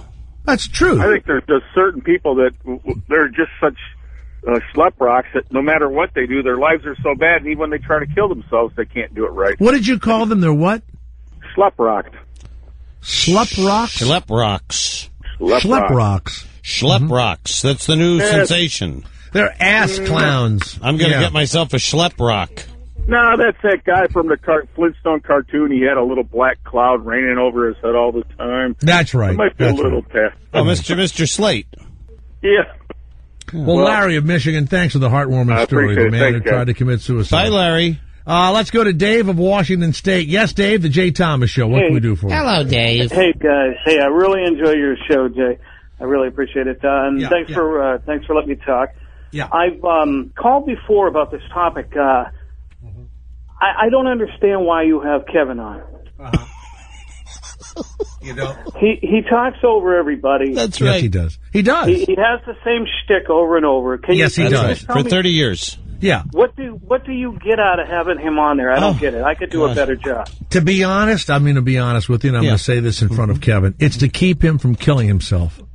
Mm-hmm. Why? I bring him on because he just needs a boost, like all of us do. We're guys that have been banging around forever, and Kevin's a really funny guy, and it just didn't happen for us. Yeah. So this is a way to have him look forward to something during the week, and I do. And to kind of vent a little bit, and to just it's a chance for him to relax during the week. I can't take it. Really? No, Does I it really make can't. you? How would you want to kill yourself from listening to Kevin? What would you do? How would you do it? Something bigger than a 25, I guess. You would want to just end so it you're all. part of the NRA. No. I believe we should all have weapons and all that. But Are you a Republican or a Democrat? I'm from Boston. I'm a Democrat. Oh, interesting. Really? You're from Boston. I thought you were Dave of Washington State. That's where I live now, but I'm always. You'll always be a person from Boston. Well, that's and I'm not interesting. going to like Kevin. Usually, You're never going to like Kevin. There's I have nothing he can a do. good following in Boston. What about if Kevin pulled your pants down and just sucked your dick better than it's ever been sucked? Kevin, What would you think of that? You know what, Garrett? I bet you that's the last thing you thought I was going to say, wasn't it, Garrett? Yeah. What about if Kevin sucked your dick and Michael Billy licked your balls? I'm tired of Michael Billy, too, to be honest. Of course you are. You got Kevin sucking your dick. Michael Billy has his tongue up your asshole. My You're parents telling decided me. to listen today, by the way. You're telling me you're not going to change your mind about this program? No, I'll tell you, you are. You were going to change. You got the wrong guy. Really? No, he wouldn't have a chance. Wouldn't have a chance with I you? wouldn't have a chance with you. Okay. Yeah. All right. Well, Dave, listen. He's usually He's got a nice on voice. Tuesdays. I know. And I tell you what you do. Call at the beginning of the show, because sometimes he's performing his old folks act, and call at the beginning of the show and ask Christina if he's going to be on, and you just won't listen that day. That's all. All right, I'll have to drift away. There's really nothing I can do. There's nothing I can do. Yeah. I mean, what do you want me to tell you? There's nothing, Recommend another show for Tuesday. Oh, well, there are other, Bubba the Love Sponge is on right now. Yeah, you can listen to other people. That's on. Yeah. He's on right after you. What about Right after Rosie? me. Why don't you listen to Rosie? Rosie O'Donnell. You know? You're not making this pretty. No. Yeah. Rosie actually said her goal weight is like 190.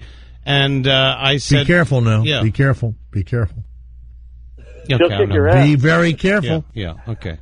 Be careful. Yeah. Be very Well, careful. thanks for exploring with me, guys. Right. You know what? That's what this show is about. You can certainly say and feel anything you want to. Yeah. Okay? I And then love I the can make show. whatever decision I want to make after your discussion. Okay?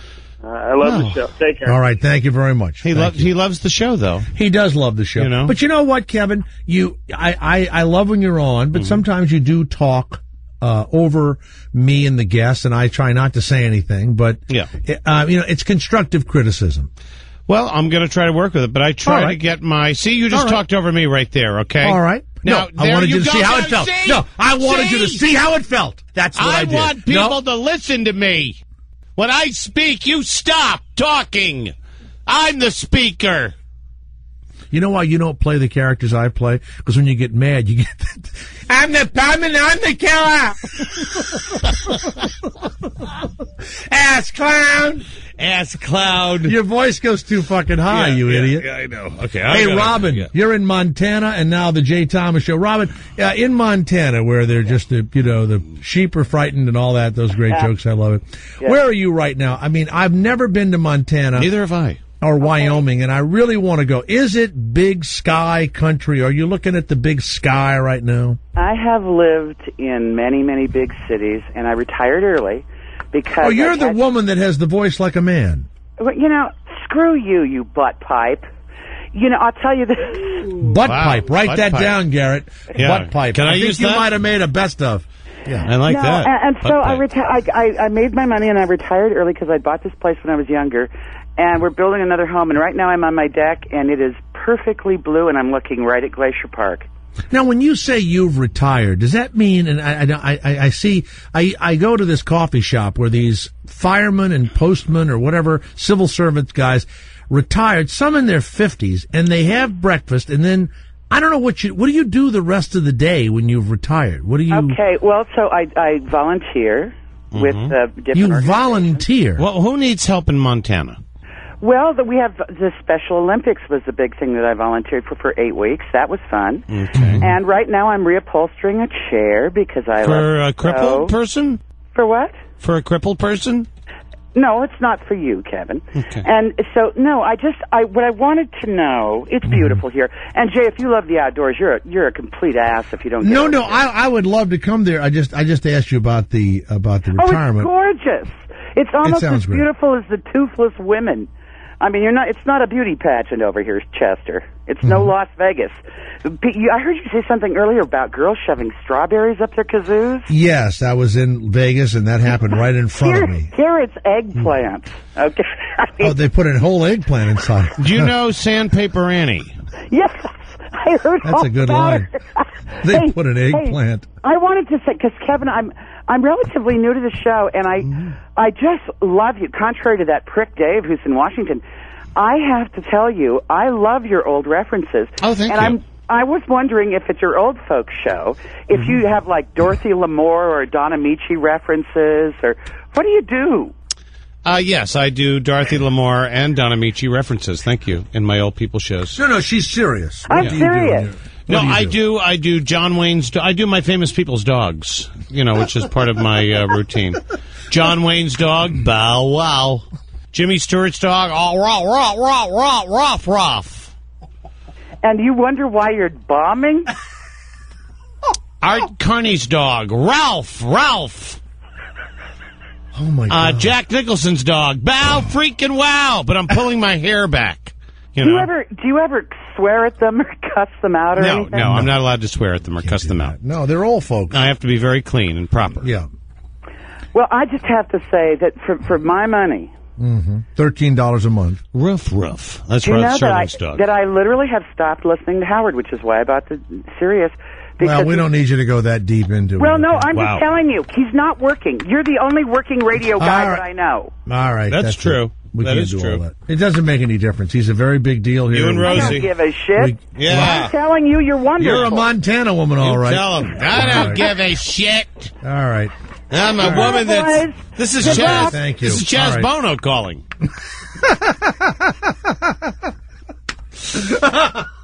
Oh, God. All right. You think she was wearing those chaps? I look so much like Chaz Bono now. Right. I put so much weight on. Well, in a little while, Polly Vanderglas will come on, and we're calling her in Australia. She makes jewelry out of human teeth and human hair. And she also, I did some research on her. She does, from fecal matter. She'll use feces. I don't think that's correct. No, she will. I'll ask her. Stay where you are. Polly Corn. She Vanderglas has a lot coming of up corn. in a few A lot of minutes. corn things. And there's a lot more. We'll also talk to you at 888-4-102-102. Speaking over you, corn and peanuts. There are people waiting right now, and we'll talk to all of you next.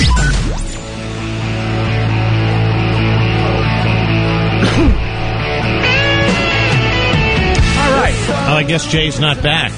Well, I'm right here. Oh, there you are. You weren't. He kept saying, "You're up, and you're not there." So I had to take over. Really? I had to take over the show. Really? Gary of New Jersey. Yes, Gary. How are you? It's line 3, right? 4 or 5, whatever it is. Yeah, 3, 5, 7. Yes. Hello, Gary. How you guys doing today? I was just wondering, do you think that when Last Comic Standing does their corral line outside, do you think any of those guys actually get in and make it to the next round, or it's just a goof and only the people with agents actually go in by appointment and get passed to the next round? What's your opinion on I'm that? actually going in for Last Comic Standing. You mean you're going into audition? I'm going into audition, yeah.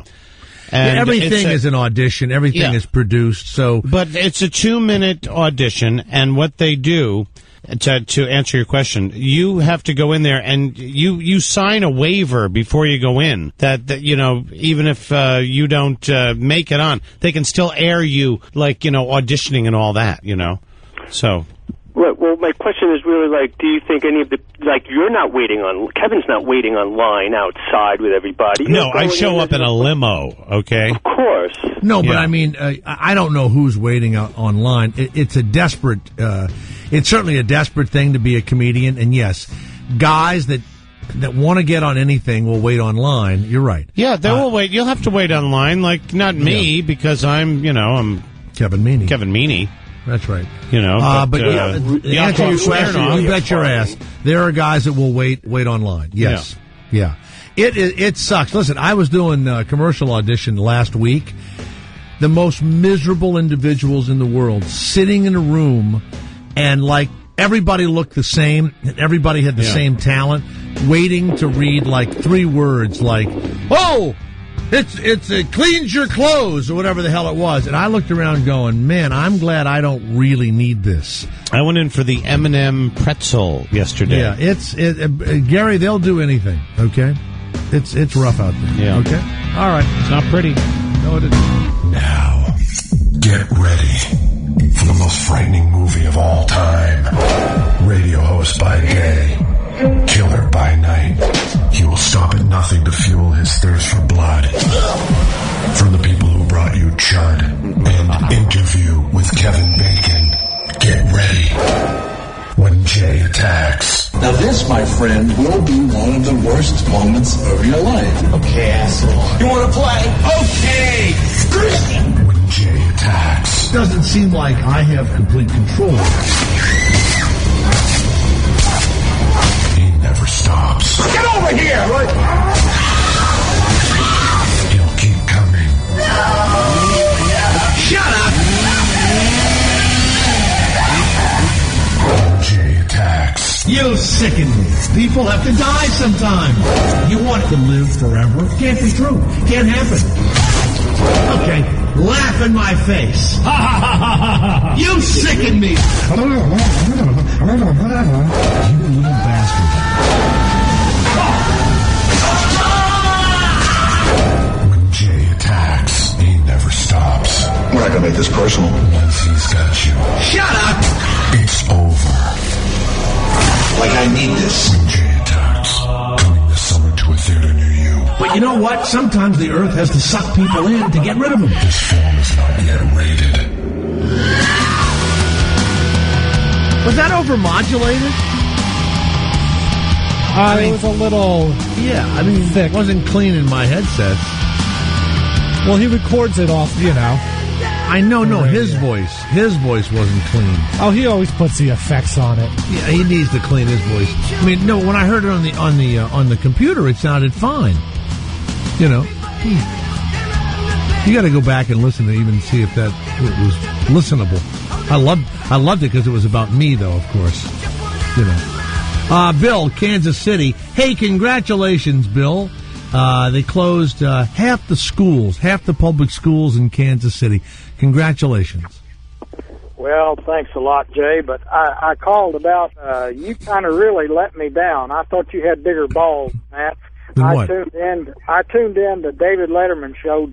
I'm not a big fan of David Letterman, but I tuned in just to watch you knock that meatball off, and when he did it, you wouldn't even try. What happened there? Well, once it's done, it's done. People are going to think this show's a repeat by talking about the meatball, okay? That happened December 23rd. Yeah. Bill, guy, where do you live? Did you just watch that program? No. This has just been eating at me all this damn time. And I had a chance to call in. And almost tell you 3 months it's been eating at you. Can I break in here and say, did you throw the football at the meatball and cold case? Did you do that too? Is that what you do? No. It's like you're the meatball guy? Bill, it's called the, whatever he calls it, the Pro Football Challenge or the Football Challenge. And the first one that hits it wins. So there's no need for me to try and hit. And the meatball is gone once he hits it, Bill. So there's no meatball to hit. He hit the meatball, and the meatball went away. It kind of looked like you were sucking up David Letterman. So no, there was no meatball to hit. What would I throw the ball at? At what? At David Letterman's head. Where the meatball used to be, Bill? Hey, I would bet they would have another meatball to put up there in an instant. Oh, they're going to stop the show, put another meatball up, and No, it's like a little bit of a challenge. That's what it is. You want to hear my impression of David Letterman? What? Okay, this is David Letterman at the Letterman show. Hey, why don't you come over here? Let me touch your boobies. Hey, let me touch your boobies. What is that? That's David Letterman over at the Late Show. Hey, let me touch your boobies. Let me touch your boobies. What are you doing? It's my impression. Really? You told me to be contemporary. I'm doing contemporary stuff now. You sure are. Yeah. Yes, Bill. Go ahead, Bill. Yeah, there was enough meatball left there that you could have threw at it. You think there was enough meatball left for me to throw the ball at? Yeah. Absolutely. Okay. Yeah. Well, you know what, Bill? I made a mistake. I'll never make that mistake again. Okay. Yeah, people are still talking about that months afterwards. You know? I'll just start throwing it at any remainder of meat product left on the top of the tree. Right. Okay. Yep. Okay. Hey, I bet, Jay, if you wanted to, you could knock the damn top off that damn tree if you really wanted to. I could, but the thing is, it's the meatball, see? And once the meatball has been struck, the contest, it would be like after the Olympics, you go, let me run the race again. I bet I can win it this time. You know what I'm saying? Can we rephrase that and say, like, after the Special Olympics? the Special Olympics. Let's I rerun bet that I can race run again. faster next time. So, well, Bill, thank you.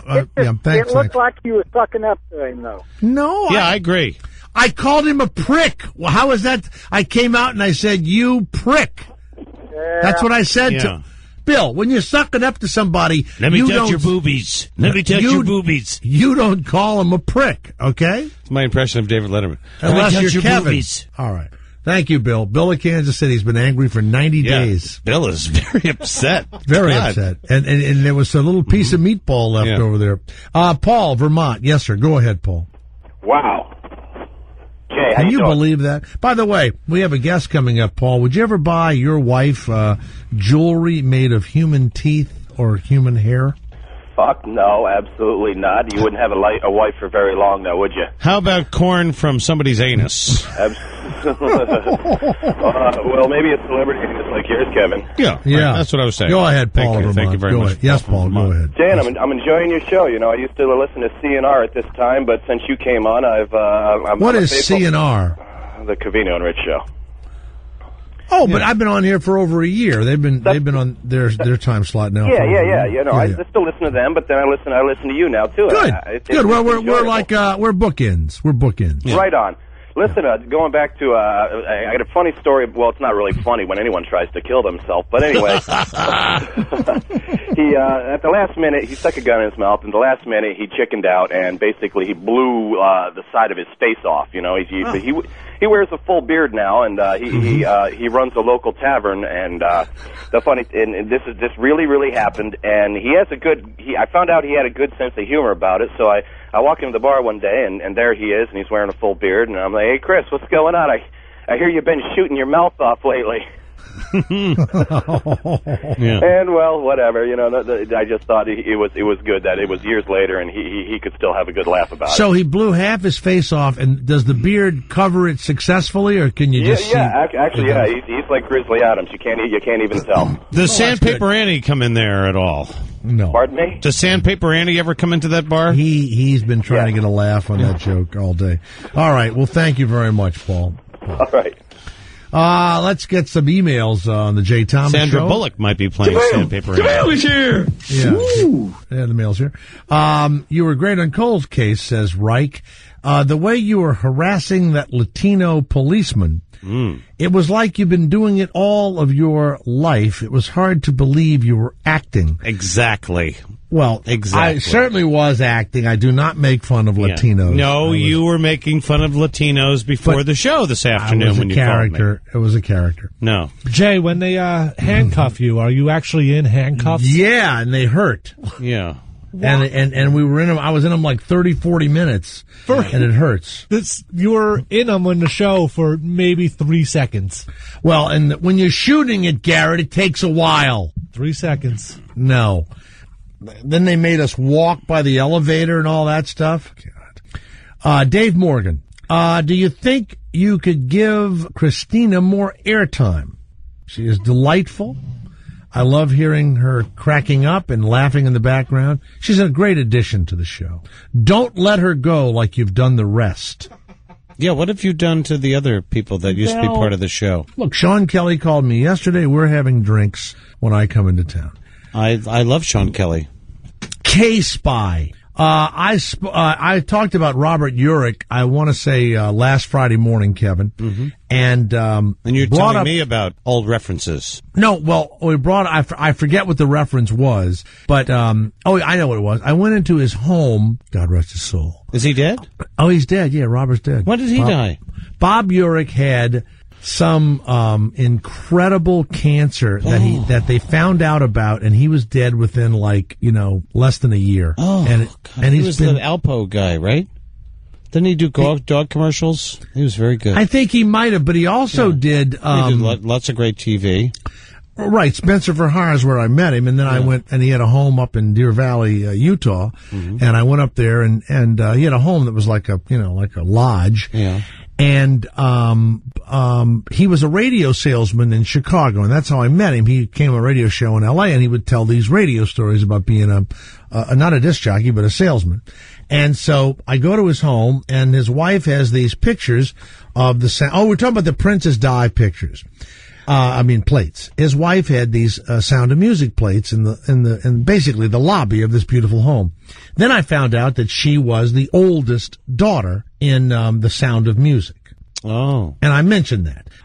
K-Spy says, on Friday's show, you played a clip of the Sound of Music, and you played I Am 16 going on 17. I am 16 going on 17. Plop, plop, plop, plop, plop, plop. Sung by the oldest daughter, Heather Menzies. Robert Urich's wife did not play the oldest daughter. She played Louisa, the second oldest daughter. Yeah. Oh. Louisa, right. And she was naked in Playboy in 1973. Good for her. So he sent me pictures of her, and then he sent me pictures. Now, here's what's weird. And it'll be up on the website. This is David Letterman speaking. Gary, can you put her pictures up on jthomas.com? Yeah, put her pictures up. First of all, what's weird is I know this woman and have met her a number of times with her sons and all. Mm-hmm. It's just weird to see her naked with her little bush sticking out. Do you think her sons have looked at her picture naked? I guess. Wonder what that's all about. I don't know. I've never understood women that get naked in magazines. Why is that? Well, it's modeling and they want to show their bodies, but it's it's like guys at mechanics. It's for the money, jerking off to the. I guess I don't know. You've never gotten in front of a webcam and showed your private parts to somebody like in Germany, and I don't see how it advances people's careers, but no, it does just for fun. Like on a webcam, like you and somebody else, like having webcam sex. You've never done that? No. Never showed your privates? No. Never seen a vagina on a webcam? No. Another penis? No, just me. Rob Stevens says, I listen on Wednesdays and Fridays, and in advance, I'm sorry to offend you, but I must tell you that Ira needs to be better managed. Oh. Or his microphone needs to be cut 16 degrees. During the interviews. Ira crowbars himself in between you and the guests, who are sometimes having a stimulating and or intellectual conversation, and then he absurdly throws in the weather. I love and Ira. It brings everything to a grinding There's halt. nothing funnier than being in the car and listening to your show, and then Ira going, in Miami, it's 17. Or whatever degrees. It makes me laugh. I laugh so hard. Rob, there's nothing we can do with Ira. He must know somebody here, because he just is allowed to do whatever. It's like, you ever see the Helen Keller, where she got to eat the food off everybody's plate? Yeah, the Miracle Worker's actually coming back to Broadway. Did you know that? Before she was trained. That's right. Yeah. Ira will be on tomorrow. Good. Let's go to Australia. You should have the Miracle Worker in, the woman that plays Helen Keller into the show. Go to Vanderglass. In character. Vanderglass.com And welcome, Polly Vanderglas. Welcome to the Jay Thomas Show with Kevin Meaney. And you're being listened to all over the North American continent. How are you, Polly? Oh, I'm well, thanks. How exciting. It's wonderful. Canada, the United States, South America, ships at sea and everything. We're on the satellite. Now, Kevin, Polly is here because she makes jewelry out of human teeth. Out of human teeth. I've had, if I could just, say something here, Sure, Polly, for sure, a second. sure. I've had a tooth pulled just recently. And they pulled my tooth out, and then I said to them afterwards, I said, I would like to have that tooth. And he said, no, you can't have it. And I go, yes, I can. It's my tooth. It's out of my head. Why couldn't you have the tooth? They said it was some kind of sanitary reason why they couldn't give it to me. And so finally he broke down when he saw the crazed look in my eyes that I want that tooth, and he finally gave it to me. And he put it in a little bleach in a little jar, and he said, I'm not really supposed to give it away. And I was like, oh, bullshit. It's my fucking tooth. Now, Polly, where do you get your teeth? Do you have the same hygienic battle in Australia that Kevin has had here in the United States? Yeah, I'm really upset with those biohealth hazard laws. Yeah.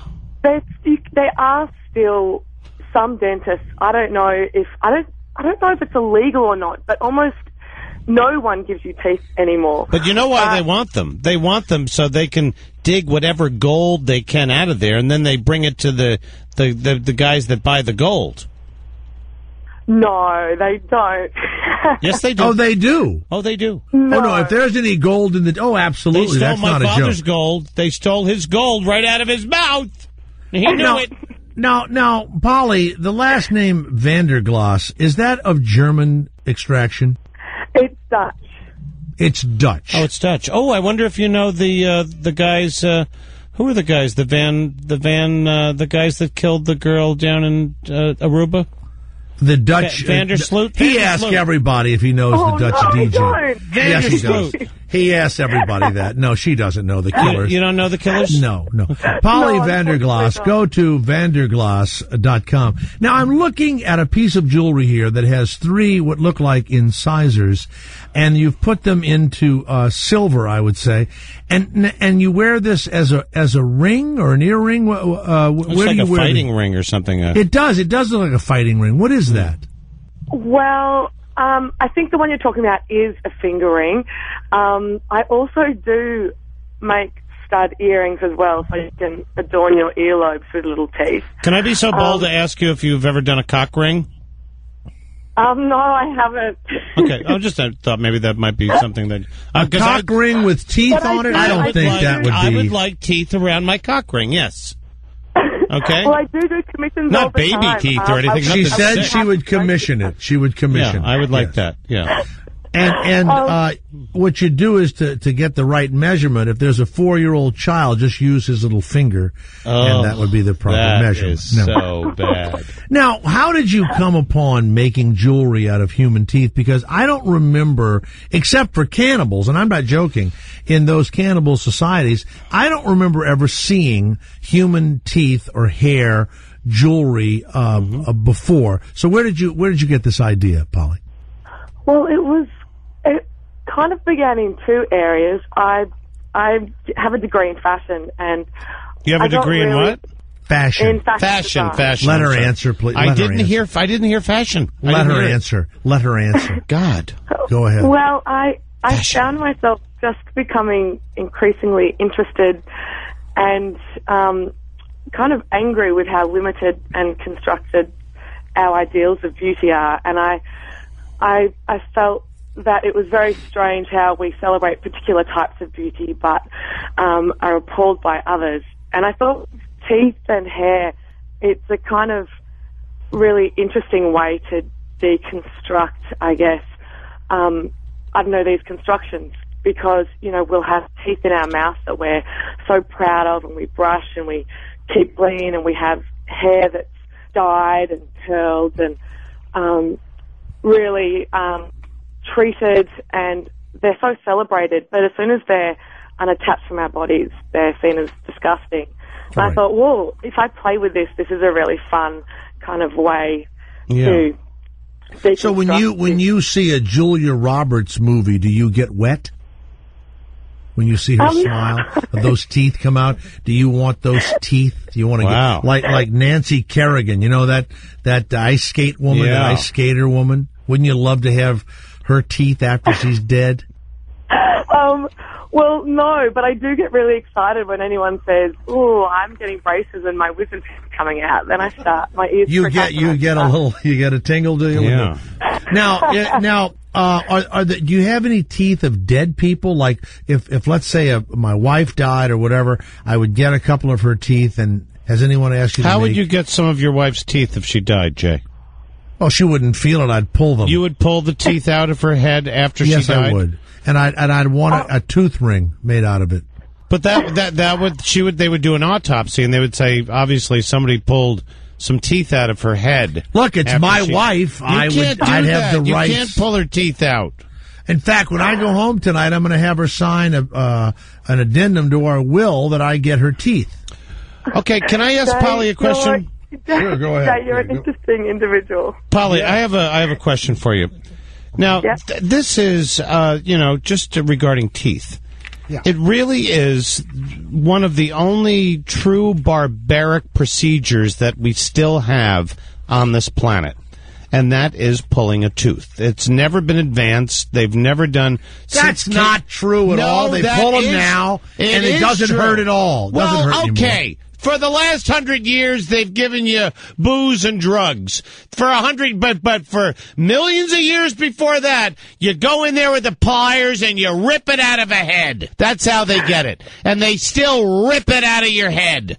There's no other way to do it. There's no laser, nothing. They can't explode it. They take a pliers and they pull it out.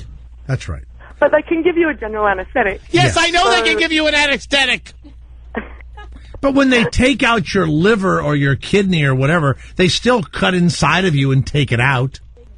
So there's a lot that happens. I don't know where he's going with this. But now, Polly, it's barbaric. Now, you have won the Kraft Victoria Filippo Raphael Fresh Award. Kraft Foods gave you an award for your hair bag? It's with a C. It's with a C. Here's the deal. It's with a C. And you are a silversmith, and you become qualified a few years back. Are you selling a lot of jewelry made out of human teeth? Is it profitable for you? Look, I wouldn't really go that far. What I do, I get a lot of interest. Like, I love making the pieces out of teeth. They're all one-off.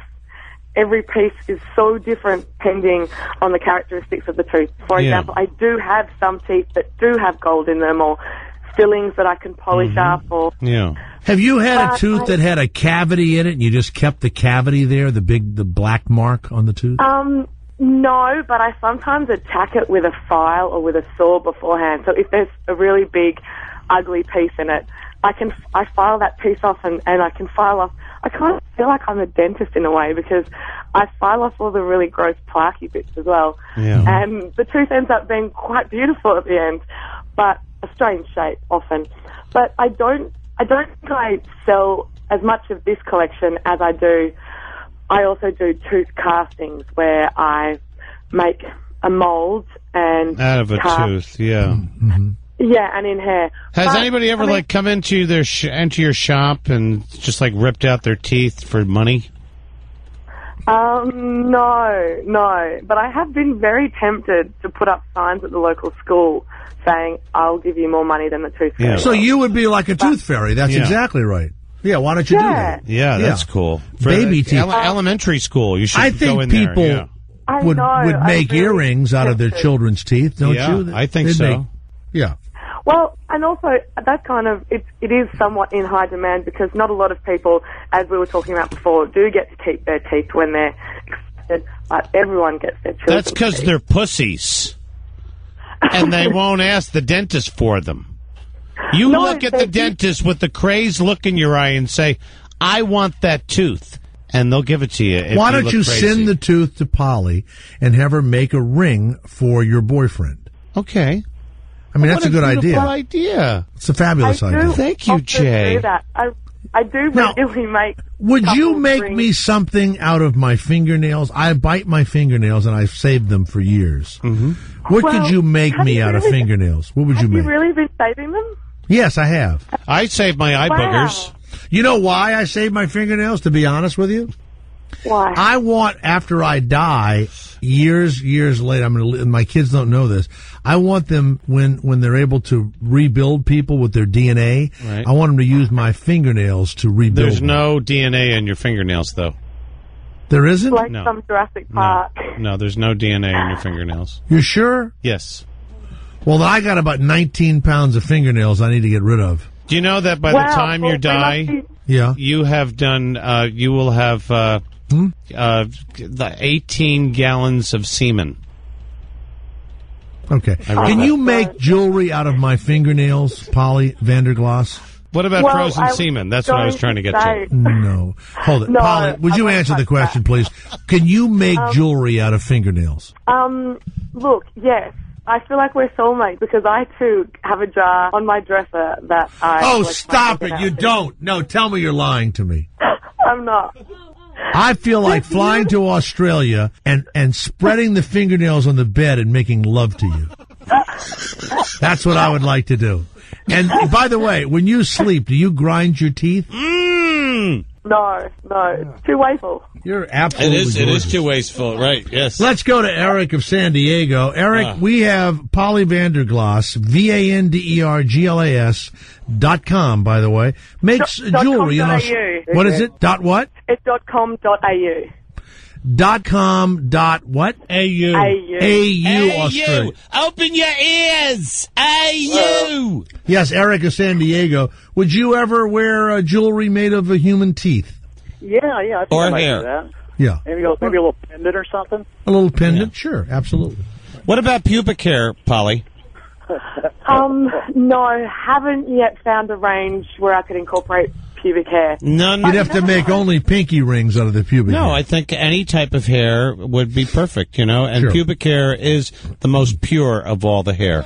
Eric, what is your question, please? Especially Eric? inside the I vagina. was going to say to Polly, she should start hanging out at like hockey games and MMA matches and things like that. There's got to be plenty of fresh teeth there. Yeah, you should go to rugby games, hockey games, and mixed martial arts. Boxing matches. And when a tooth flies out, Polly, Cockfights. You should be there to catch the tooth. Yeah, you're right. That's a great suggestion. Yeah, Yes, it is. skateboarders, all that stuff. Oh, thank you, Eric, very I- much. Thank you. What a great addition to our show. Yeah. I often do befriend dental assistants, but I think they realise my motivations when I let them know what I do. Now, are you a single lady? No, I have a boyfriend. Oh, you have a boyfriend? What You have kind a of boyfriend. teeth does he have? I was actually just laughing with him the other night. He's got a really tiny mouth. Really? He had- I've been told I had a he had tiny a- mouth. And he had, I think, about 7 teeth extracted before he had braces. And I always lament this and feel quite upset because there's no more teeth I can have access to. You mean he's run out of teeth to give you? Okay. Yeah, and they were all thrown away. I feel that's so I feel awful. devastated. It's like the most amazing diamonds I might have once had access to have been terminated. Roger Ebert has a row of teeth available. Apparently. Oh, that's so sad. Hey, Polly Vanderglass, go to vanderglass.com.au and Roger see from Ebert. Australia the jewelry she's made out of human teeth, out of human hair, and fingernails. Thank you so much, Polly, for sharing Thanks with us. so much, Jay. Thank you, All right. Polly. Thank you, It's Polly. been very funny. Yeah, you were great. Wait a minute. She's a great guest. Steve of Atlanta. Yes, Steve, what is it? What's the question you have for Polly, Hey Steve? guys, I just want to know, what does the hair jewelry look like? Does she make ropes or does she compress it? What is it? Yeah, well, what is the hair jewelry Oh, like? it's beautiful. The teeth jewelry we know, but the hair. What do you do out of the hair? Like a little bracelet, right? Yeah, well, what I actually do is, while I do collect hair from friends and family, and I also have rows of jars filled with boyfriends, ex-boyfriends, friends. You have your brothers, ex-boyfriend's hair in jars all over your house? amongst others, yes. He knows, and he finds it funny. Do you ever open the jar and smell the old boyfriend's hair to get the feeling back of that love? Yeah. Never. Yeah. But I also buy real human hair weft, which I guess is the kind of hair that Britney Spears would use to get hair extensions with. Yeah, a lot of Chinese. A lot of the Chinese sell their hair. Would it be like one of those elephant hair bracelets? Is that what you would make, an elephant hair bracelet? Yeah, but I use only human hair. Yeah, but there's Chinese hair, right? You're using Chinese hair? Yeah, well, I use Chinese and Indian hair. You know what? That I've been told that I have Asian hair because I have very thick hair. You do. And, well, if you ever end up cutting it, you just I cut it. I have to have it cut all the time. You know what his favorite Chinese dish is, Polly? Sorry? Mugu gai. What was the question? Nothing. It was an inside joke. It was like he did a gay joke. Just because I'm gay, he's gay. You know, he eats mugu gai. Get it? Instead of mugu gai pan, I just eat the mugu gai. And he just thought of that because he's such a fucking child. Yeah. You know? Yeah. He can't deal with it. Hey, you know what I would like you to do? I'd like you to make me a cornrow bracelet out of Lil Wayne's head. You know, that rapper? They just put him in jail. I love Lil Wayne. I would love a cornrow bracelet. That would be fabulous. That's racist. You know? No, it isn't. That's racist. They probably shaved his head when they put him into the jail. They don't shave your head when they put you in jail. Oh, they don't? Oh, no, they shave your pubic hair. Well, Polly, thank you very much. Go to vanderglass.com.au and see the jewelry out of human teeth and hair and fingernails. Goodness. Thank you. All right, Thanks Polly. Bye, Polly. Wonderful. It's been fun. All the Bye. way. All the way from Australia. And this show is long from over, and Kevin Meaney is here today. Rumor has it that Tiger Woods is going to come back and play in the Masters down in Georgia, right? Yeah, he's going to be back in Georgia at the Masters. And guess who is going to be riding his ass throughout the whole tournament? Who? Sandpaper Annie. She's already got tickets. Tiger Woods has summoned... Tiger, guess who it is? Sandpaper Annie. Has summoned not only a swing coach to facilitate his wildly anticipated comeback, but the golfing community has found out that Ari Fleischer, the former presidential advisor to George W. Bush... right. The bald guy. Actually, he quit because he said he was tired of lying for the president. Right. He is going to help repair Tiger Woods' reputation. Fantastic. He also helped repair steroid-shattered Mark McGwire. He didn't. Mark McGwire is still a pariah. No, Mark Pariah's doing great now. No, he's not. No, he's a hitting coach. Yeah, but that has nothing to do with his image as a steroid guy. Hitting coach for St. Louis. Yeah, but that wasn't an image builder. That's a job he got. All the guys are they're amazed at how well they're hitting now after they've worked with Mark McGwire. But he's still a guy that took steroids. But that's what he does. He gives all the other guys steroids. It doesn't get it out of my head what he did. So I would think that if you repair someone's image, you would forget or forgive or whatever. I'll never forgive Tiger Woods. Ever. Oh, God. I will never forgive what he did to Elin. Ever. Ever. Really? Is your wife in the room? No. I'll never forgive him. Ever. I'll never forget. I'll never forgive. Ever. Oh. You know those guys when he hits the ball, they go, "In the hole!" I'm going to go like this.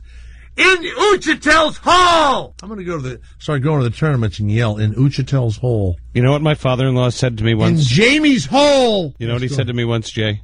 What? He goes, "We can forgive, but we will never forget."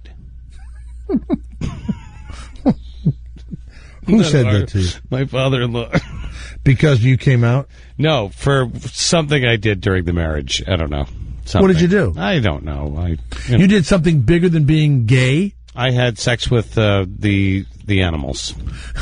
Yeah. Well, we were on a farm, and 50% of people that grow up on farms have sex with animals. So I just wanted to. Mark O'Meara, who's been Mark O'Meara. Yeah, I know Mark O'Meara. Did we have Mark O'Meara on this show? No, who'd we have on this show? He's a golfer, professional golfer. We had some Mike, Italian. you had Mike O'Meara. Arnold Palmer. No, we had an Italian guy on. Maybe it wasn't O'Meara. I made Arnold Palmer's putter stand up once. He told the Golf I Channel rubbed his balls. that he wouldn't be surprised to see Tiger, come back at the Tavistock Cup.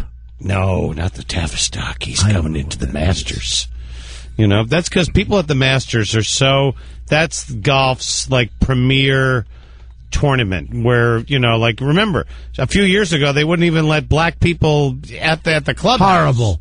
They made Chi-Chi Rodriguez and Elder, and they also made Calvin Pete. He actually worked in the locker room for years. They had to they made their wives, and also Lee Trevino's wife, they had to eat in the kitchen. I'm not joking. They did, but they those people that run the what's the golf course at the Masters? Augusta. Those are the most evil people on the face of the earth. Okay. Well, we're going to let a black person play. Oh my God, they're awful. Bobby. If I was a golfer, I wouldn't play in the Masters. Yeah. Yeah, just calling it Master. That's enough. Master. Yeah, think about that. Yes, Master. They had to change it to the Mazes. Yes, Master. Mazes. The Mazes. I'm playing the Mazes. Imagine those rednecks that run that place when Tiger Woods comes back. Yeah. Forget that he's a mixed race. Yeah. Okay? That he's Imagine crazy, what they're going to be women. saying about him screwing a white woman and then a number of white women. And where are the white women? It would have been nice. Here's another thing. There are a lot of black women that are very upset with the fact that Tiger Woods did not choose one black person to sleep with, okay? Yeah. Or an Asian. But many black women say that they wouldn't have talked if they'd have been one of Tiger's paramours. No, they don't. That's the whole black person's motto. It's no snitching. There's no snitching when somebody's screwing. Everybody, if you're black, you never snitch. Snitches get stitches. That's right. Snitches get stitches. Yep. That's something they say. And even the in black. ghetto. I grew up black Irish, so even we never snitched either because we're black Irish. The Air Force has a new commander for the Global Strike Command, and it's activated. And its first command. Here he is. You ready? This is their brand. This is the guy that's going to be giving all of the orders now for the Global Strike Command.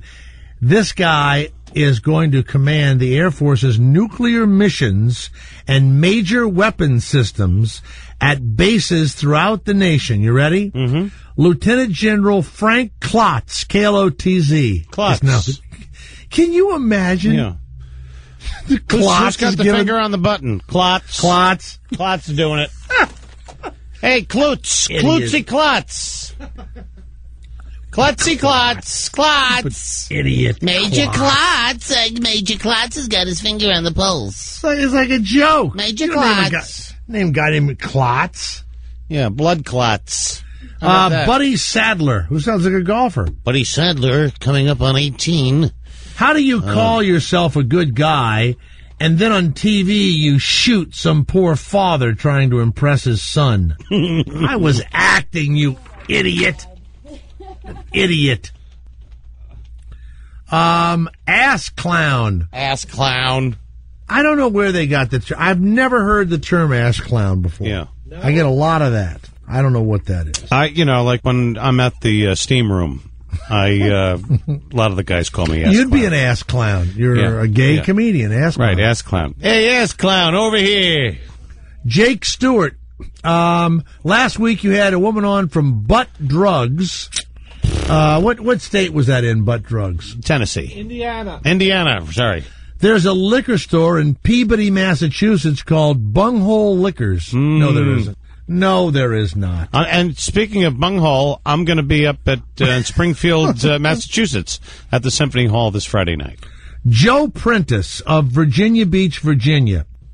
You discussed the Civil War and slavery. I call it the War of Northern Aggression. The issue was not slavery. It was the federalization of the South. The North had the factories and needed the raw materials in the South.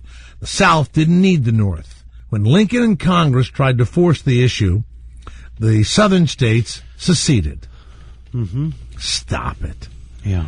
Statistically, there were almost as many slaves in the North as there were in the South. The difference was the northern slaves were butlers and housekeepers, so they didn't seem as unhappy.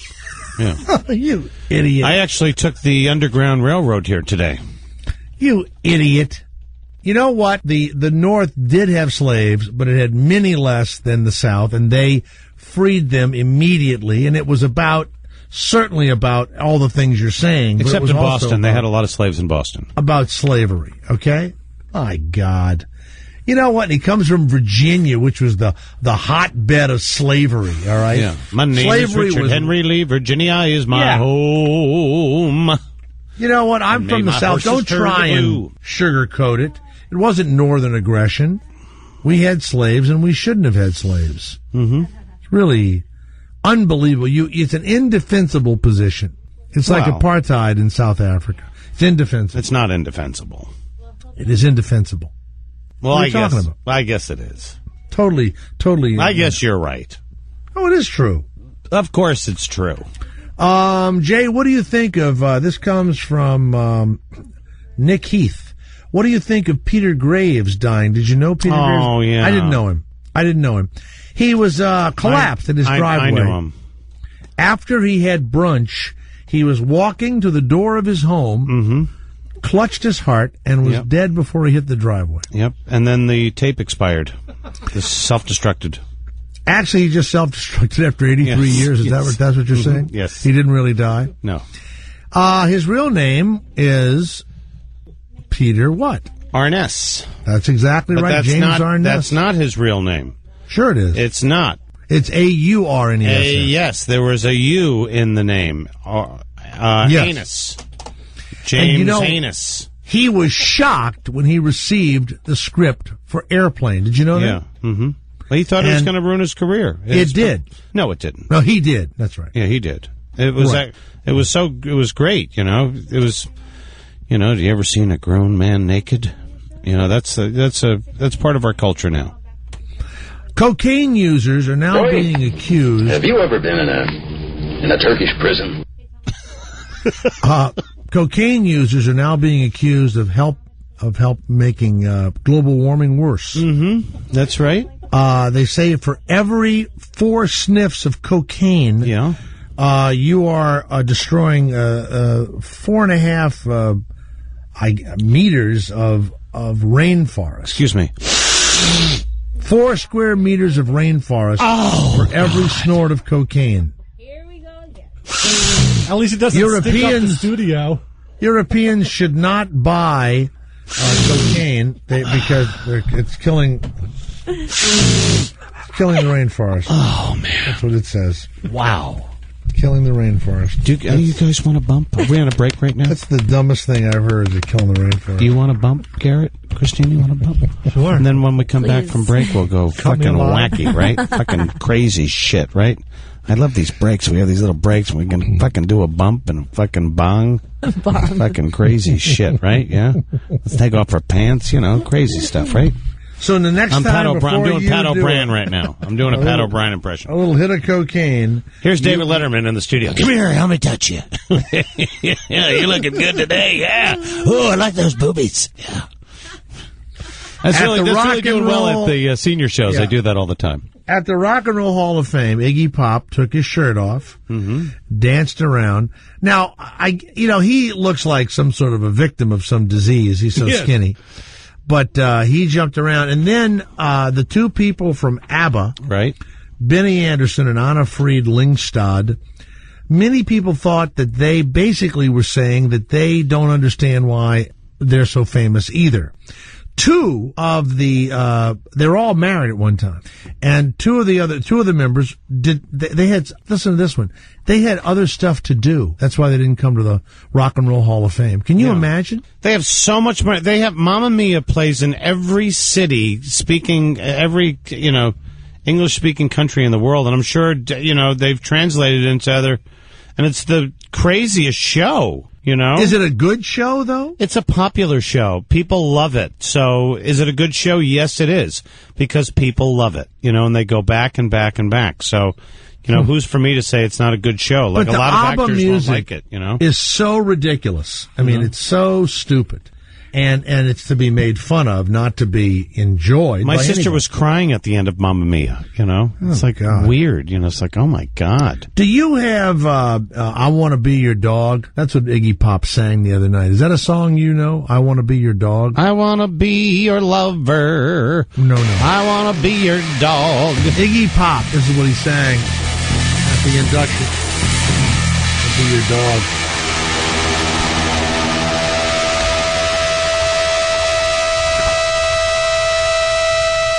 Okay.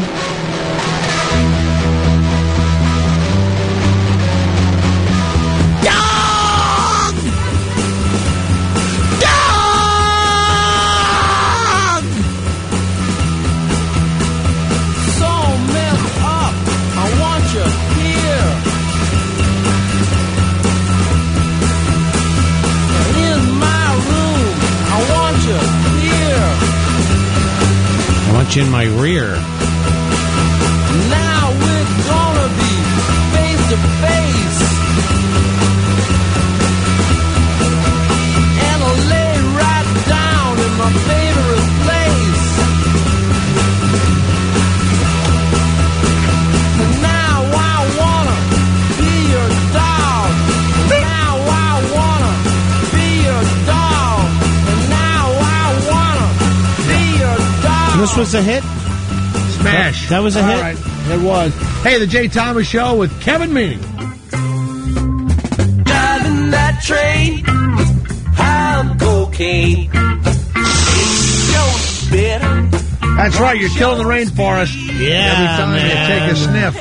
Yeah, so stop it. Trouble behind. Yeah. Now, speaking of Hall of Fame people, You would, Mark McGuire will never be in the Hall of Fame. You don't think Pete so? Rose, no. What about Pete Rose? No. I think it's silly. What about Tiger Woods? You think he'll be in the Hall of Fame? I guess, yes. Mike Tyson has just been voted into the Boxing Hall of Fame. Well, he should be in the Hall of Fame. He only bit somebody's ear off. No, he raped a woman. He went to jail for rape. Oh. Convicted of rape. But he didn't do it. I didn't do it. I didn't do it. She said that he got on her like an animal and was done in 30 seconds. She said he grunted 3 times and it was over. An ejaculation can last from 3 seconds to 44 minutes. No, it can't. That is how long it takes for a man to anywhere between 3 seconds and 44 minutes. No, but ejaculation, he wouldn't keep coming for 44 minutes. Well, the world's smallest man just died today, and he ejaculated for 44 minutes. Why do you say stupid 22 inches tall. He died in Italy. 22 inches tall. A little cute little thing. Mike is so delighted, said his representative. Put him in my It's been an pants. amazing year. It's an amazing year. Crazy. Many people think it's because he was so good in the movie The Hangover. Did you see The Hangover? Yeah, he was. No, I didn't see that, but I think we're getting some pet psychics, some calls coming in. Should I take them? The pets. Yeah, but you ruined every one of them. Hello, you're on the air with the pet psychics. Yes. This is Jay and Kevin, and we love to take care of any pet's needs. Yes. Yes. What sort of animal do you have? Hello? Here we go. Next one. Kevin, you're the Yes, hello. How can we help you? Pet Animal psychic. Intuition? Yes, go ahead. Yes, I'd like to speak to Sonia, please. Sonia's not in today. I'm her son, Son. Oh, okay. I thought she was on Tuesday evenings. No, but she's off Son today. and Yi are on, and We're Son and Yi, her two and kids. we take care of. Is that your all dog pets' I'm needs. getting a signal from? Is that your dog? Hell, I'm no good at it either. Hello, Son. You can't trick these Okay, let's pet go. people.